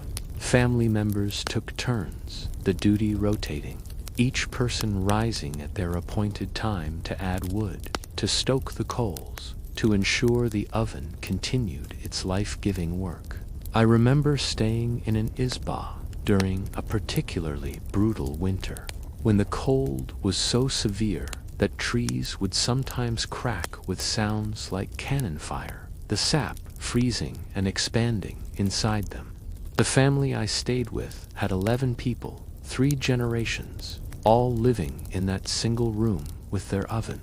The grandmother, a woman of perhaps 60 years, though she looked older, showed me her hands. 2 fingers were missing from her right hand, lost to frostbite when she was a young woman. The cold claimed these, she told me through the translator, but I was lucky. It could have taken my whole hand, my arm. 2 fingers is a small price for a lifetime. She then showed me the sleeping arrangements, explaining them with the methodical precision of a military commander describing defensive positions. The children sleep here, on the peck itself. Always the children highest and warmest, the old ones, myself and my husband. We sleep here, on this bench, very close to the oven. We have less years to lose. The strong adults sleep there, further from the oven. They can withstand more cold. And here, at the door, we keep the animals at night, the cow, the goats. They block the worst drafts and add their warmth. What if the fire goes out? I asked. She looked at me with an expression that suggested I had asked an absurd question. Then we die, she said simply. All of us. In such cold as this, without fire, without the peck, we would freeze before morning. So the fire does not go out. It has not gone out in this house in 50 winters, not since my husband's grandfather built the peck. It will not go out tonight, and it did not. Through that long, terrible night, as the wind screamed outside and the cold pressed against the walls like a living thing seeking entry, someone rose every few hours to feed the fire. I lay on a bench near the oven, wrapped in furs, listening to the sounds of the isbah, the constant breathing of humans and animals, the crackle of the fire, the wind outside, the occasional crack as some wooden beam contracted in the cold. By morning, when weak light finally filtered through the ice-covered windows, frost had formed on the walls furthest from the oven, despite the fire, despite all the bodies generating heat. The door was frozen shut and had to be carefully worked open, chipped free from the ice that had formed around its edges. The Russian winter was a test that separated the prepared from the doomed, the knowledgeable from the ignorant, the strong from the weak. It was a winter that made Western European cold seem almost manageable by comparison. And yet, the Russian people endured it generation after generation, developing a relationship with winter that was almost intimate, a deep understanding of its dangers, a respect for its power, and an unshakable determination to survive despite all odds. They had a saying, which was translated to me: winter asks no permission. Winter does not negotiate. Winter simply is. We do not fight winter. We outlast it, and outlast it they did, through frozen nights that seemed endless, through cold that penetrated to the bone, through darkness and hardship that would break softer people. They outlasted it with their massive ovens, their communal warmth, their felt boots and sheepskin coats, their shared body heat and carefully tended fires. They outlasted winter because they had no choice. Surrender meant death, so they endured. Now let me speak of smaller things, dear listener, the overlooked details that nonetheless meant survival. For winter killed not only through grand, dramatic freezing, but through 1,000 small assaults on lungs, on breath, on the very air that sustains life. Medieval people understood, through bitter experience, that breathing itself could be dangerous in extreme cold. The inhalation of air cold enough to freeze water could damage the lungs, could cause illnesses that began with a cough and ended with death. And so, they developed techniques for breathing that sound strange to modern ears, but made perfect sense in their harsh world. Shallow breathing was the first defense, rather than the deep, full breaths we take for granted. Those enduring extreme cold learned to breathe lightly, minimally, taking in only what air was absolutely necessary. This breathing was done through the nose, when possible, for the nose warms incoming air somewhat before it reaches the lungs. Mouth breathing, the deep gulps of air one takes after exertion, was avoided whenever possible outdoors in winter. Some people would breathe through cloth, a scarf wrapped across nose and mouth, creating a layer of fabric that warmed the air slightly before inhalation. This cloth would become damp from breath moisture, would freeze into stiffness, but still provided some protection. It also served to hide the visible breath clouds that betrayed one's presence, important for hunters, for watchmen, for anyone who needed to move unseen in the winter night. The dangers of overexertion in cold were well understood. A man who ran, who worked hard enough to make himself sweat faced a terrible danger. Sweat meant moisture on the skin, and moisture in cold was a path to death. The sweat would evaporate, drawing heat from the body. Or worse, it would soak into clothing, reducing the insulating properties of wool, creating damp fabric pressed against flesh that would chill rapidly. So winter work was done slowly, deliberately, with frequent breaks to prevent overheating. The goal was to stay warm but dry, active but not sweating, a careful balance that required constant attention to one's body's state. At night, in the sleeping places we have discussed, breathing became even more carefully managed. Inside the sealed curtains of a four-poster bed, or beneath the piled blankets of a peasant's pallet, the air grew thick, stale, laden with moisture from breath and debodied heat. But this was preferable to breathing the frozen air of the chamber beyond.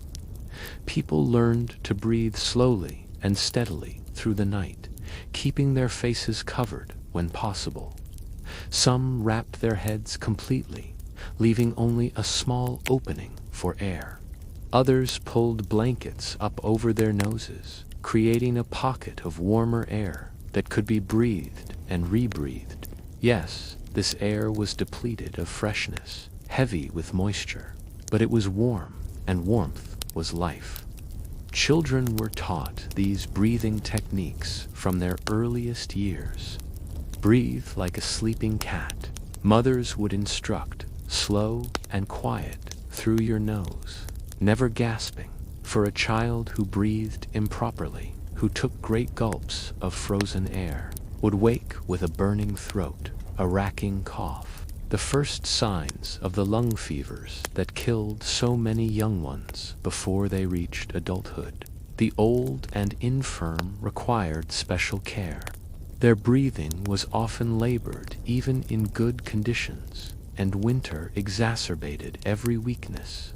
They would be positioned in the warmest spots, monitored through the night, sometimes roused if their breathing became too shallow or too labored, for sleep in extreme cold could become the sleep from which there is no waking, particularly for those whose bodies were already weakened by age or illness. And then there was prayer, dear listener. Do not discount the role of prayer and faith in medieval winter survival, for they were as real and as necessary as blankets and fire. Before sleep, families would pray together. These prayers were not mere ritual, but desperate petitions to a God who seemed, in winter, to have turned his face away from the suffering world. They prayed for warmth, for the fire to last through the night, for protection from the cold, for survival until morning, for spring to come again. Certain saints were invoked specifically for protection against winter's dangers. Saint Blaise, patron of throat ailments, was prayed to for protection against the coughing sicknesses that cold brought. Saint Sebastian, whose intercession was sought against plague, was also called upon for winter-weakened bodies and made them susceptible to all manner of illness. Some families kept holy relics, a splinter of wood said to be from the true cross, a small bone fragment of some minor saint, a scrap of cloth blessed by a bishop. These relics were believed to offer protection, to create a sacred space that evil and cold could not fully penetrate. Whether they truly helped in any physical sense is beyond my ability to say, but they helped in the mind and heart, and that itself was valuable. The belief that prayer and faith could keep one warm was not entirely metaphorical. A person with hope, with something to believe in, with a reason to endure, fought harder against despair, maintained their spirits, and thus their will to survive. And it was often will, as much as any physical preparation, that determined who lived and who died when winter pressed its hardest. Some monastic orders took winter suffering as a form of spiritual discipline. Monks in certain austere orders would deliberately forego some of the comforts available to them, would sleep in unheated cells, would pray through the night in freezing chapels, offering their discomfort as penance, as sacrifice, as a path to holiness.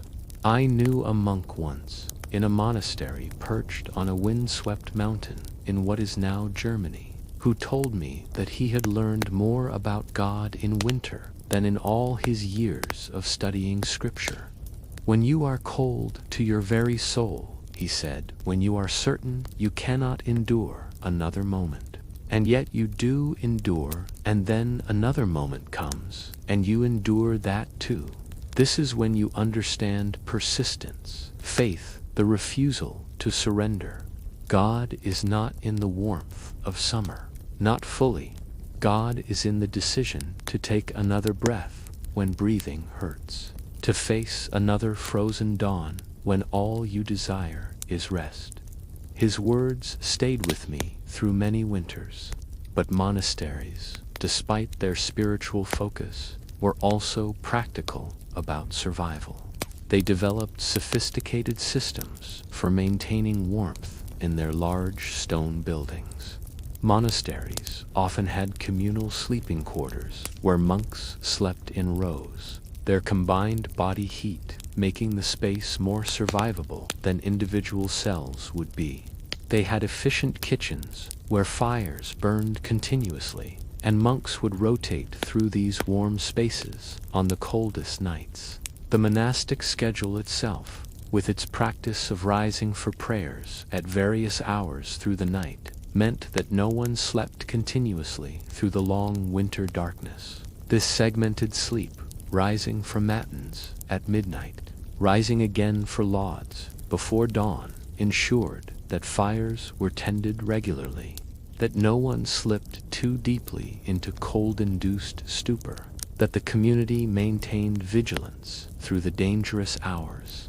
Town watchmen and city guards developed their own practices for surviving night watch in winter. They learned to move constantly, to never stop, for to stop was to freeze.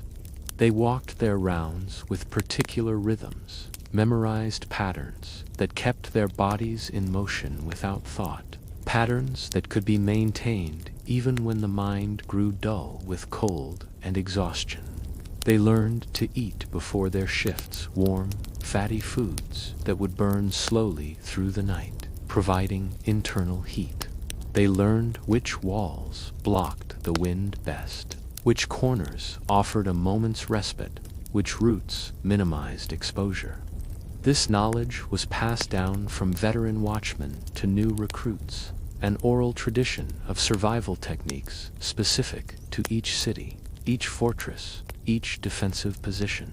Some guards carried small flasks of spirits, not to drink to excess, for that was forbidden and dangerous, but to take small sips that created an internal sensation of warmth, however illusory. Others carried charcoal hand warmers, small perforated metal containers holding glowing coals that could be held to warm hands without risk of burns. These were jealously guarded possessions, for they made the difference between fingers that could grip a weapon and fingers too numb to be useful. The psychological challenge of night watch in winter cannot be overstated. The darkness, the cold, the isolation, the knowledge that one mistake, one moment of inattention, could mean death. These wore on men's minds as much as on their bodies. Watchmen saw things in the winter darkness that were not there, heard sounds that had no source, felt presences that reason said could not exist.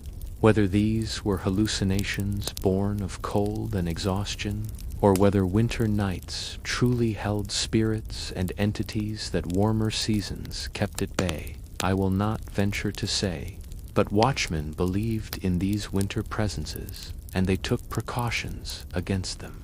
Iron was believed to ward against malevolent spirits. Many watchmen carried iron nails in their pockets, or wore iron rings, or kept iron keys tucked into their clothing. Whether this protected against supernatural threats, I cannot confirm, but it certainly protected their morale, their sense of safety in the lonely darkness. Singing was another defense against both cold and fear. Guards and watchmen would sing not loudly, for that would alert enemies, but quietly, under their breath, songs and chants that kept their spirits up and their minds focused. Religious hymns were common, but so were bawdy tavern songs, work songs, anything with rhythm and familiarity that could occupy the mind and pass the slow, frozen hours. And when dawn finally came, when the sky lightened from black to gray to the pale, weak blue of winter morning, the night's survivors would gather, would count themselves, would mark another night endured. Some would go to their beds to sleep the sleep of the exhausted. Others had duties that could not wait and would force frozen bodies to continue, to work, to function, despite having spent the night dancing on the edge of death. This was survival in the Middle Ages, dear listener. It was not glorious. It was not romantic. It was grinding, constant, exhausting work, the work of staying alive when nature itself seemed determined to kill you, when each night was a battle, when each morning was a small victory that might have to be won again the very next night. But they did it. They survived. Through careful breathing and constant prayer, through practical knowledge and stubborn faith, through community support and individual determination, they outlasted the winter nights. And when spring finally came, when the air softened and warmth returned, when breathing became easy again and night was no longer a mortal threat, they would remember. They would remember the cold, the darkness, the endless struggle. They would tell stories about it, passing down their knowledge to the next generation, preparing their children and grandchildren for winters yet to come. For winter would return. It always did. And when it came, they would be ready to face it again. Let me now tell you of a truth that medieval people understood perhaps better than we do in our modern age of abundant heating. The battle against cold is fought as much from within the body as from without. Food and drink were not merely sustenance, they were fuel for the furnace of life. Weapons in the war against winter's killing cold, medieval physicians, working from the ancient theories of humors and temperaments, believed that food could warm or cool the body, that certain dishes generated internal heat, while others did the opposite. And while their theories were often wrong in detail, they were remarkably correct in principle. In winter, everything about eating changed. The goal was calories, pure, abundant calories, to feed the body's constant work of maintaining temperature. Where summer meals might be light and varied, winter meals were heavy, rich, and deliberately chosen for their warming properties. Pottage was the foundation of the medieval winter diet for most people. This was not a single dish, but a category of thick soups and stews, each made from whatever ingredients were available. A pot of pottage would hang over the fire, simmering constantly.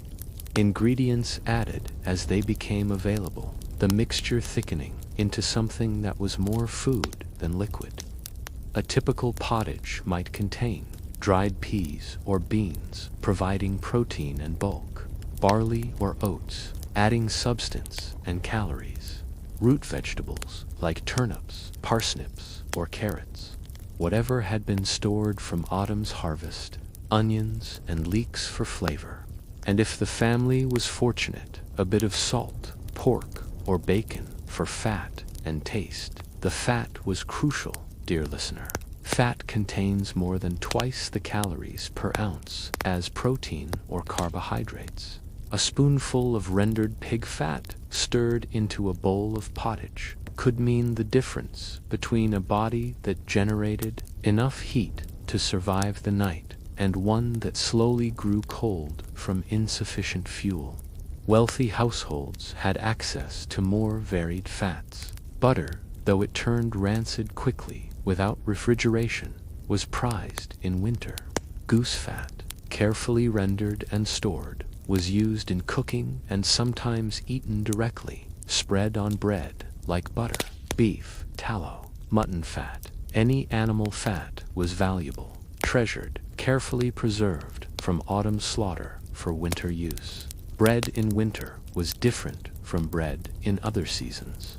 Winter bread was dense, heavy, made from dark flours that included not just wheat, but rye, barley, even ground peas or beans mixed in to extend the precious grain stores. This bread was filling, substantial, slow to digest, which was exactly what winter required. A stomach full of heavy bread would sustain a person for hours.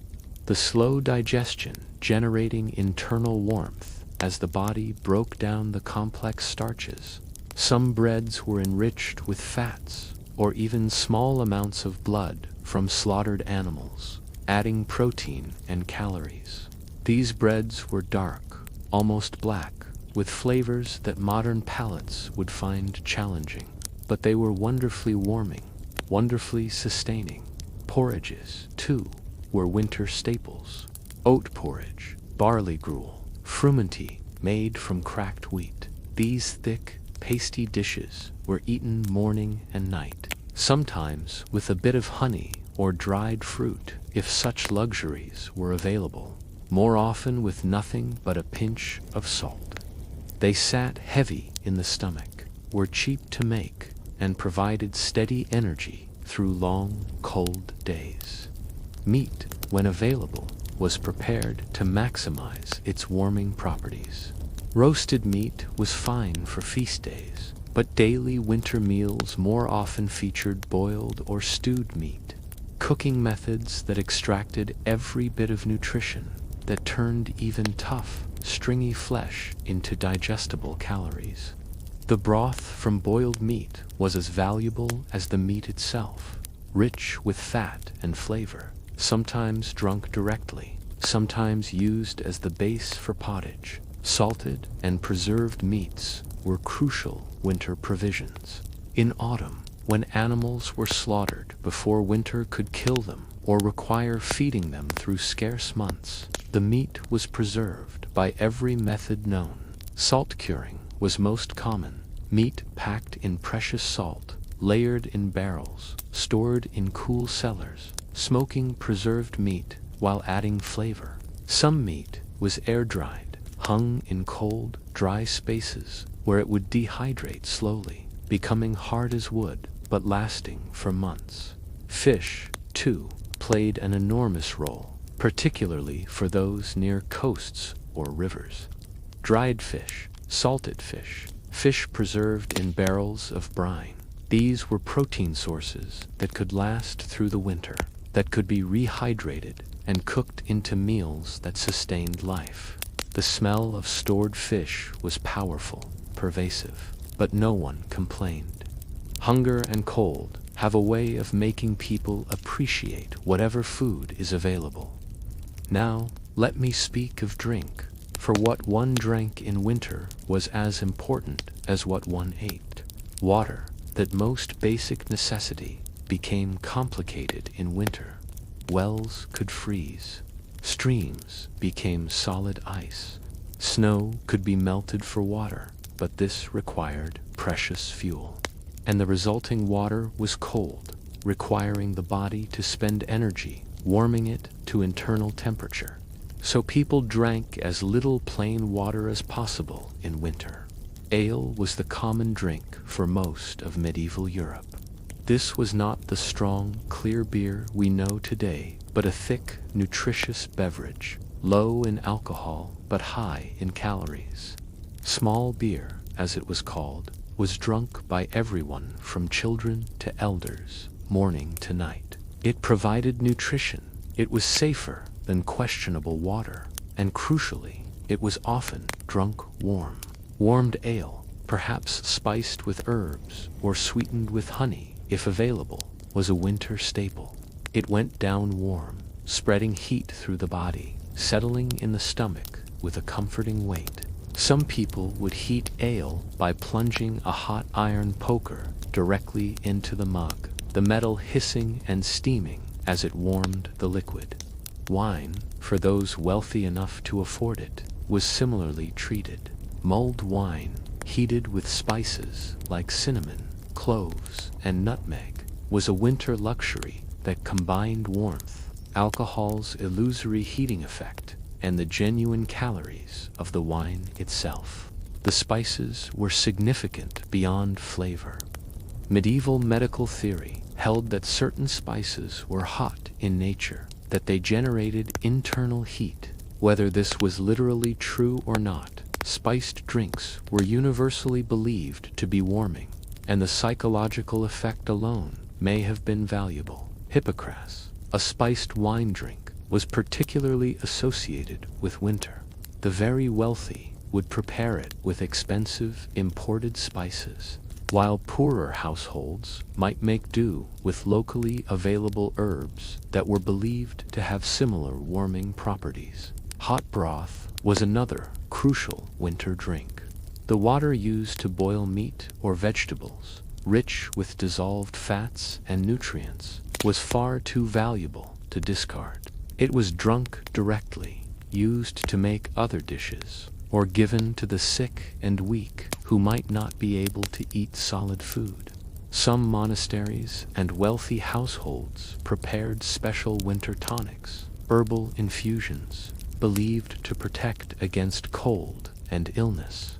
Sage tea, rosemary tea, infusions of thyme or mint. These were drunk not for pleasure but as medicine, as preventatives against the lung ailments and fevers that haunted winter. The timing of meals also changed in winter.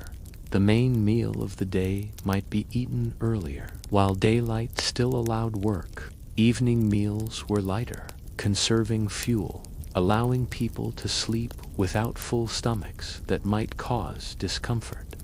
But before bed, almost everyone who could afford it would consume something warming. A cup of hot ale, a bowl of broth, a piece of bread dipped in warm fat, something to carry internal warmth into the dangerous hours of sleep. I remember staying with a family of craftsmen in a northern city during a winter that was harsh even by that region's standards. The father, a cooper who made barrels, explained his winter eating strategy to me with the seriousness of a general planning a campaign. In summer, he said, we eat to satisfy hunger. In winter, we eat to stay alive. Every bite is calculated. Can we afford to eat this now, or should we save it for later when cold is worse? Will this food burn quick and hot or slow and steady? If I eat heavy at midday, will I be warm enough to work, or will I grow sleepy and slow?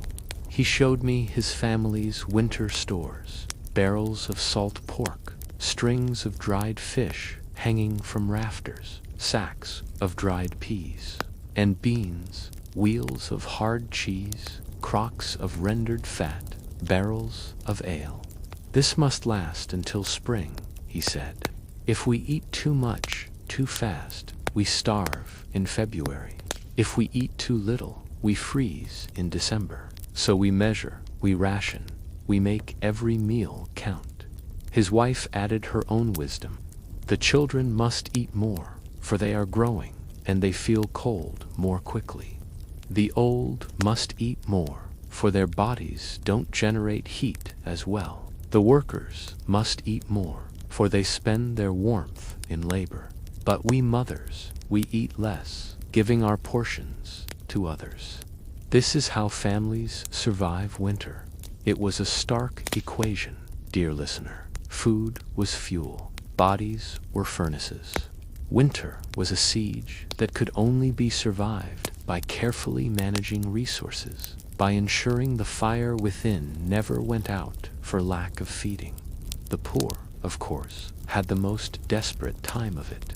By late winter, the stored food was running low.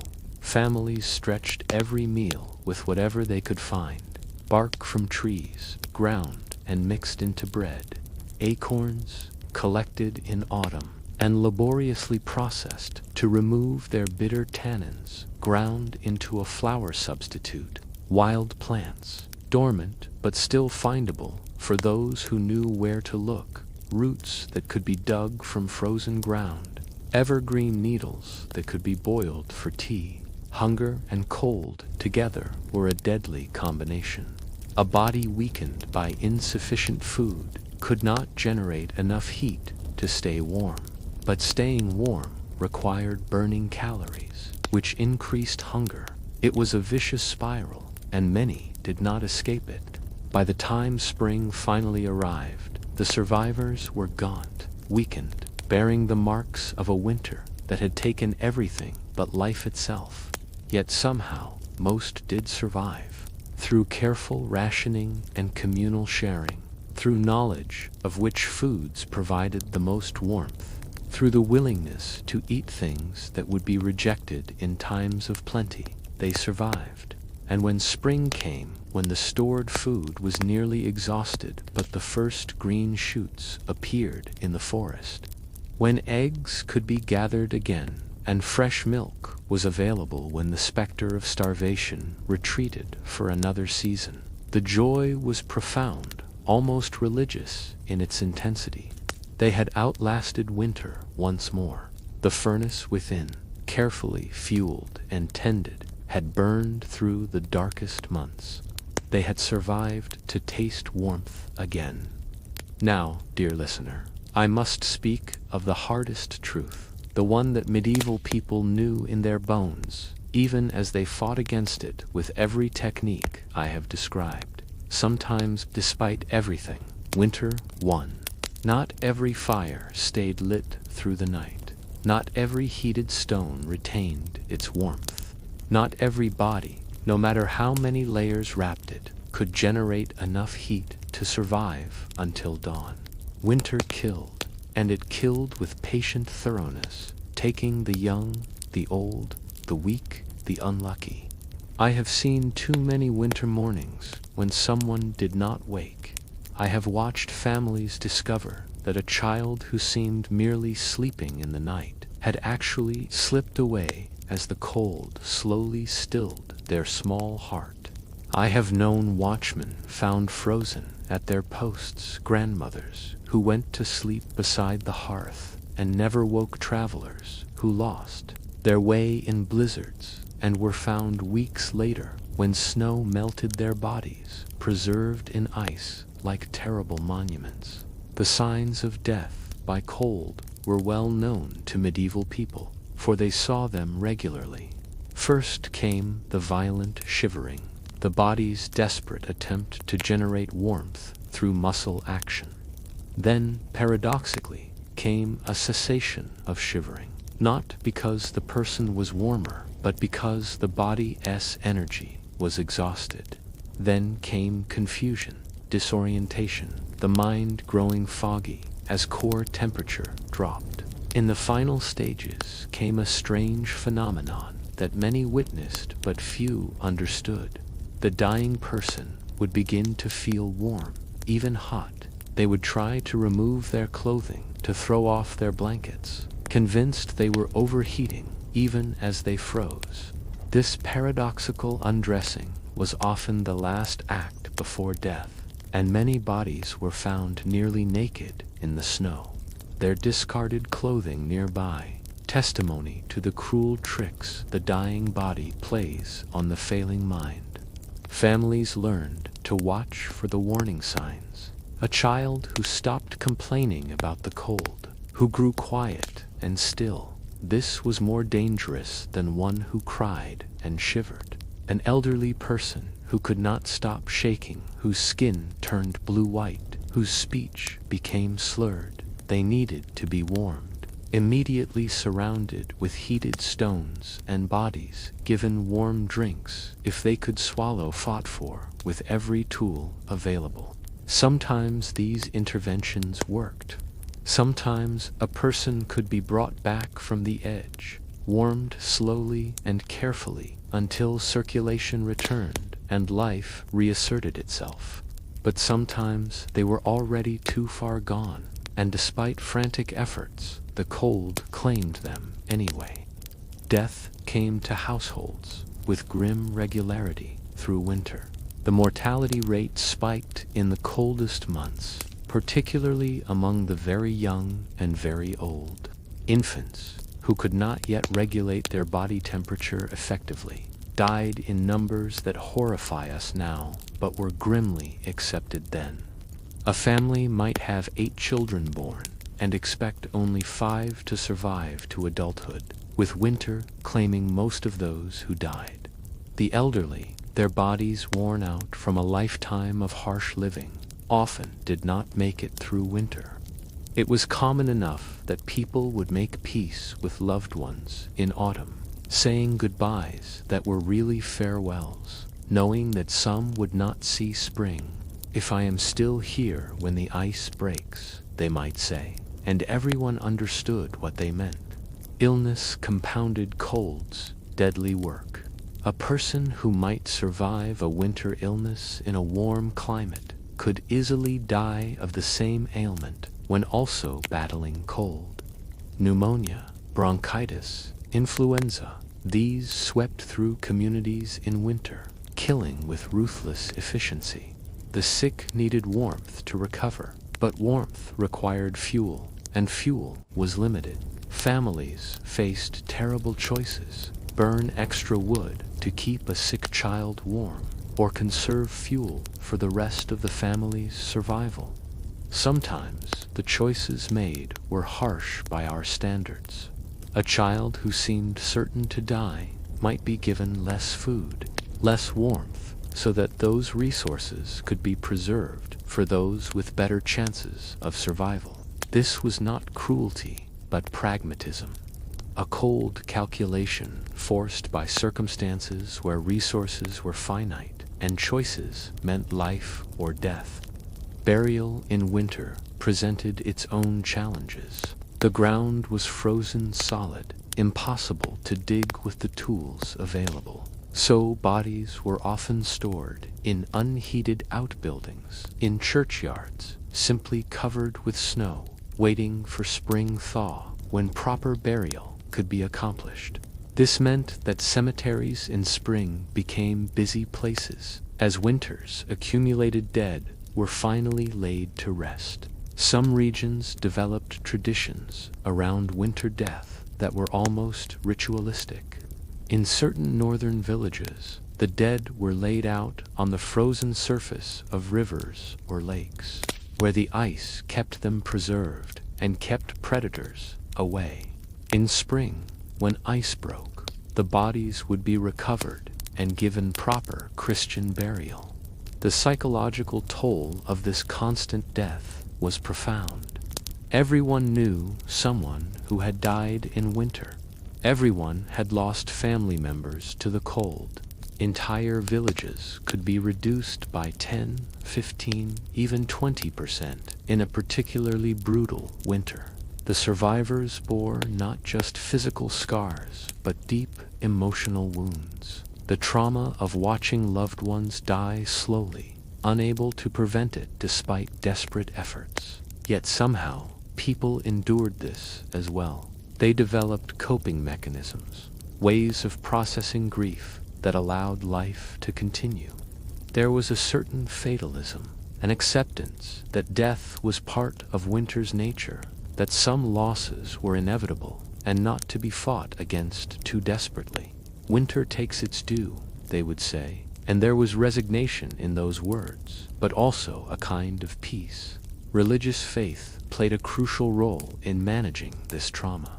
The belief that the dead had moved to a better place, that suffering in this life was preparation for paradise in the next, that God had a plan even in the midst of seemingly senseless tragedy.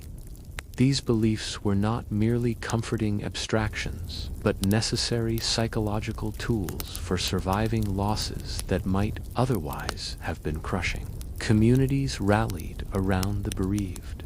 A family that lost a breadwinner might receive food and fuel from neighbors who understood that their own survival might someday depend on similar generosity.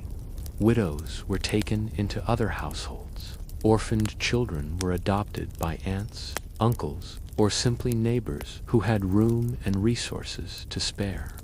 This communal support was not always generous in spirit. Sometimes it was grudging, resentful, given because social pressure demanded it rather than from genuine kindness.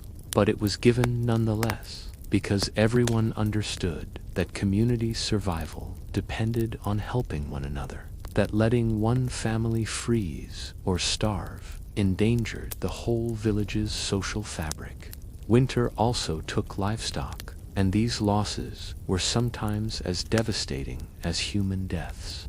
A family's cow, their pig, their chickens, these animals represented enormous wealth, future food and income, sometimes the difference between poverty and something approaching security. When an animal died of cold, despite being brought indoors, despite every effort to keep it alive, a family's prospects for the coming year might die with it. I remember a smallholder, a man who worked a tiny plot of land barely sufficient for his family's needs, weeping openly when his cow died in a particularly harsh February cold snap. "She was our hope," he said through his tears. "Her milk fed the children. Her calf would have been our wealth. Now we have nothing, and must begin again from nothing."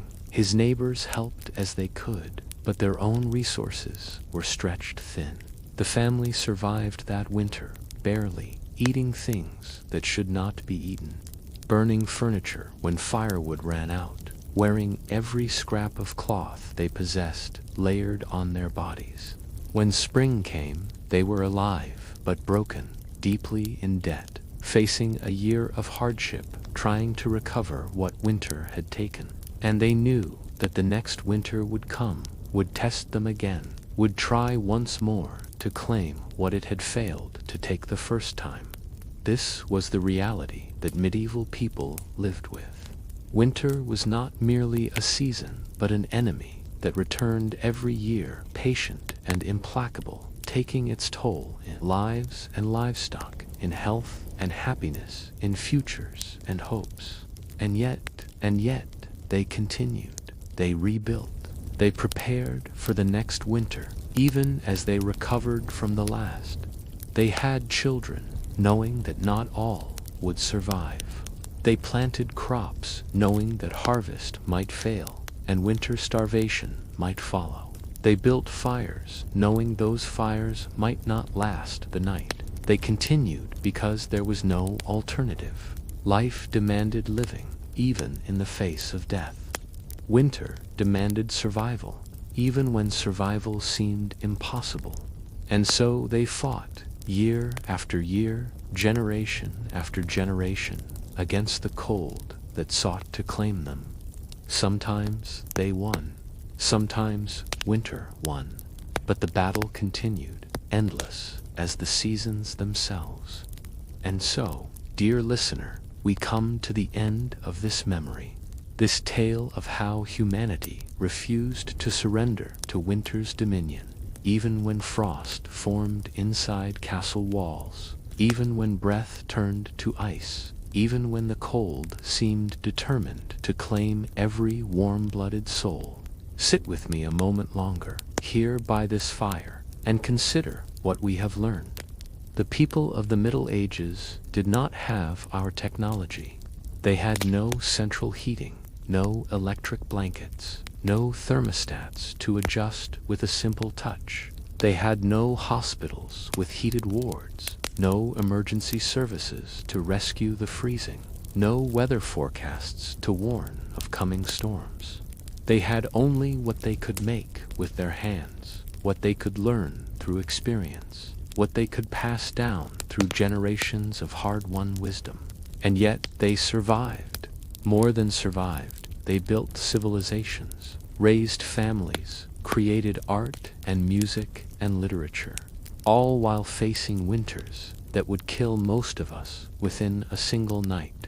How did they do it? As we have seen, they did it through ingenuity, the careful banking of fires, the heated stones, the layered clothing, the four-poster beds with their heavy curtains. They did it through community, the shared body heat, the communal sleeping arrangements, the neighbors who supported one another through the worst cold. They did it through knowledge, the understanding of which foods provided warmth, how to breathe in extreme cold, where to position the weakest members of the household for maximum protection. But most of all, dear listener, they did it through sheer, stubborn refusal to give up, through the determination to face another frozen night, to wake another freezing morning, to keep the fire burning one more hour, to survive one more day until spring. We who live in our heated homes, who adjust our comfort with the turn of a dial, who think a winter power outage is a crisis, we have forgotten what cold truly means. We have forgotten the intimate, mortal struggle that our ancestors faced every year, the way winter shaped not just their bodies, but their minds, their cultures, their very souls. Medieval people developed a relationship with winter that was almost philosophical. They did not fight against it with the expectation of victory, but rather endured it with the expectation of survival. They did not ask for comfort, only for life. They did not seek to conquer nature, but to coexist with it, to find the narrow path between too much cold and the dangers of too much fire. Their wisdom is worth remembering, even now. The knowledge that comfort is a luxury, not a right. That survival sometimes requires sacrifice. That community is stronger than individualism when facing threats that cannot be overcome alone. That simplicity and practicality often trump complexity and convenience. That life itself, mere breathing and waking and continuing, is sometimes victory enough. Every time we complain about a drafty window or a thermostat set too low, we might remember the peasant sleeping on straw, with livestock the noble shivering beneath furs in a stone tower, the watchman standing through the frozen night, the mother rationing food to keep her children alive until spring. They would think us weak, perhaps. Or perhaps they would be amazed at what we have built, at the comfort we have achieved, at the way we have finally conquered the ancient enemy that once haunted every winter night.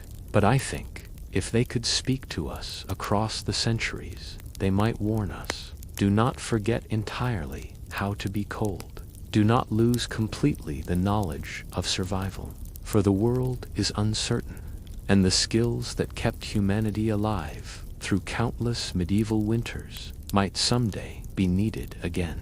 The embers of their wisdom still glow, dear listener, banked beneath the ashes of time, waiting to be stirred back to life if ever we need them.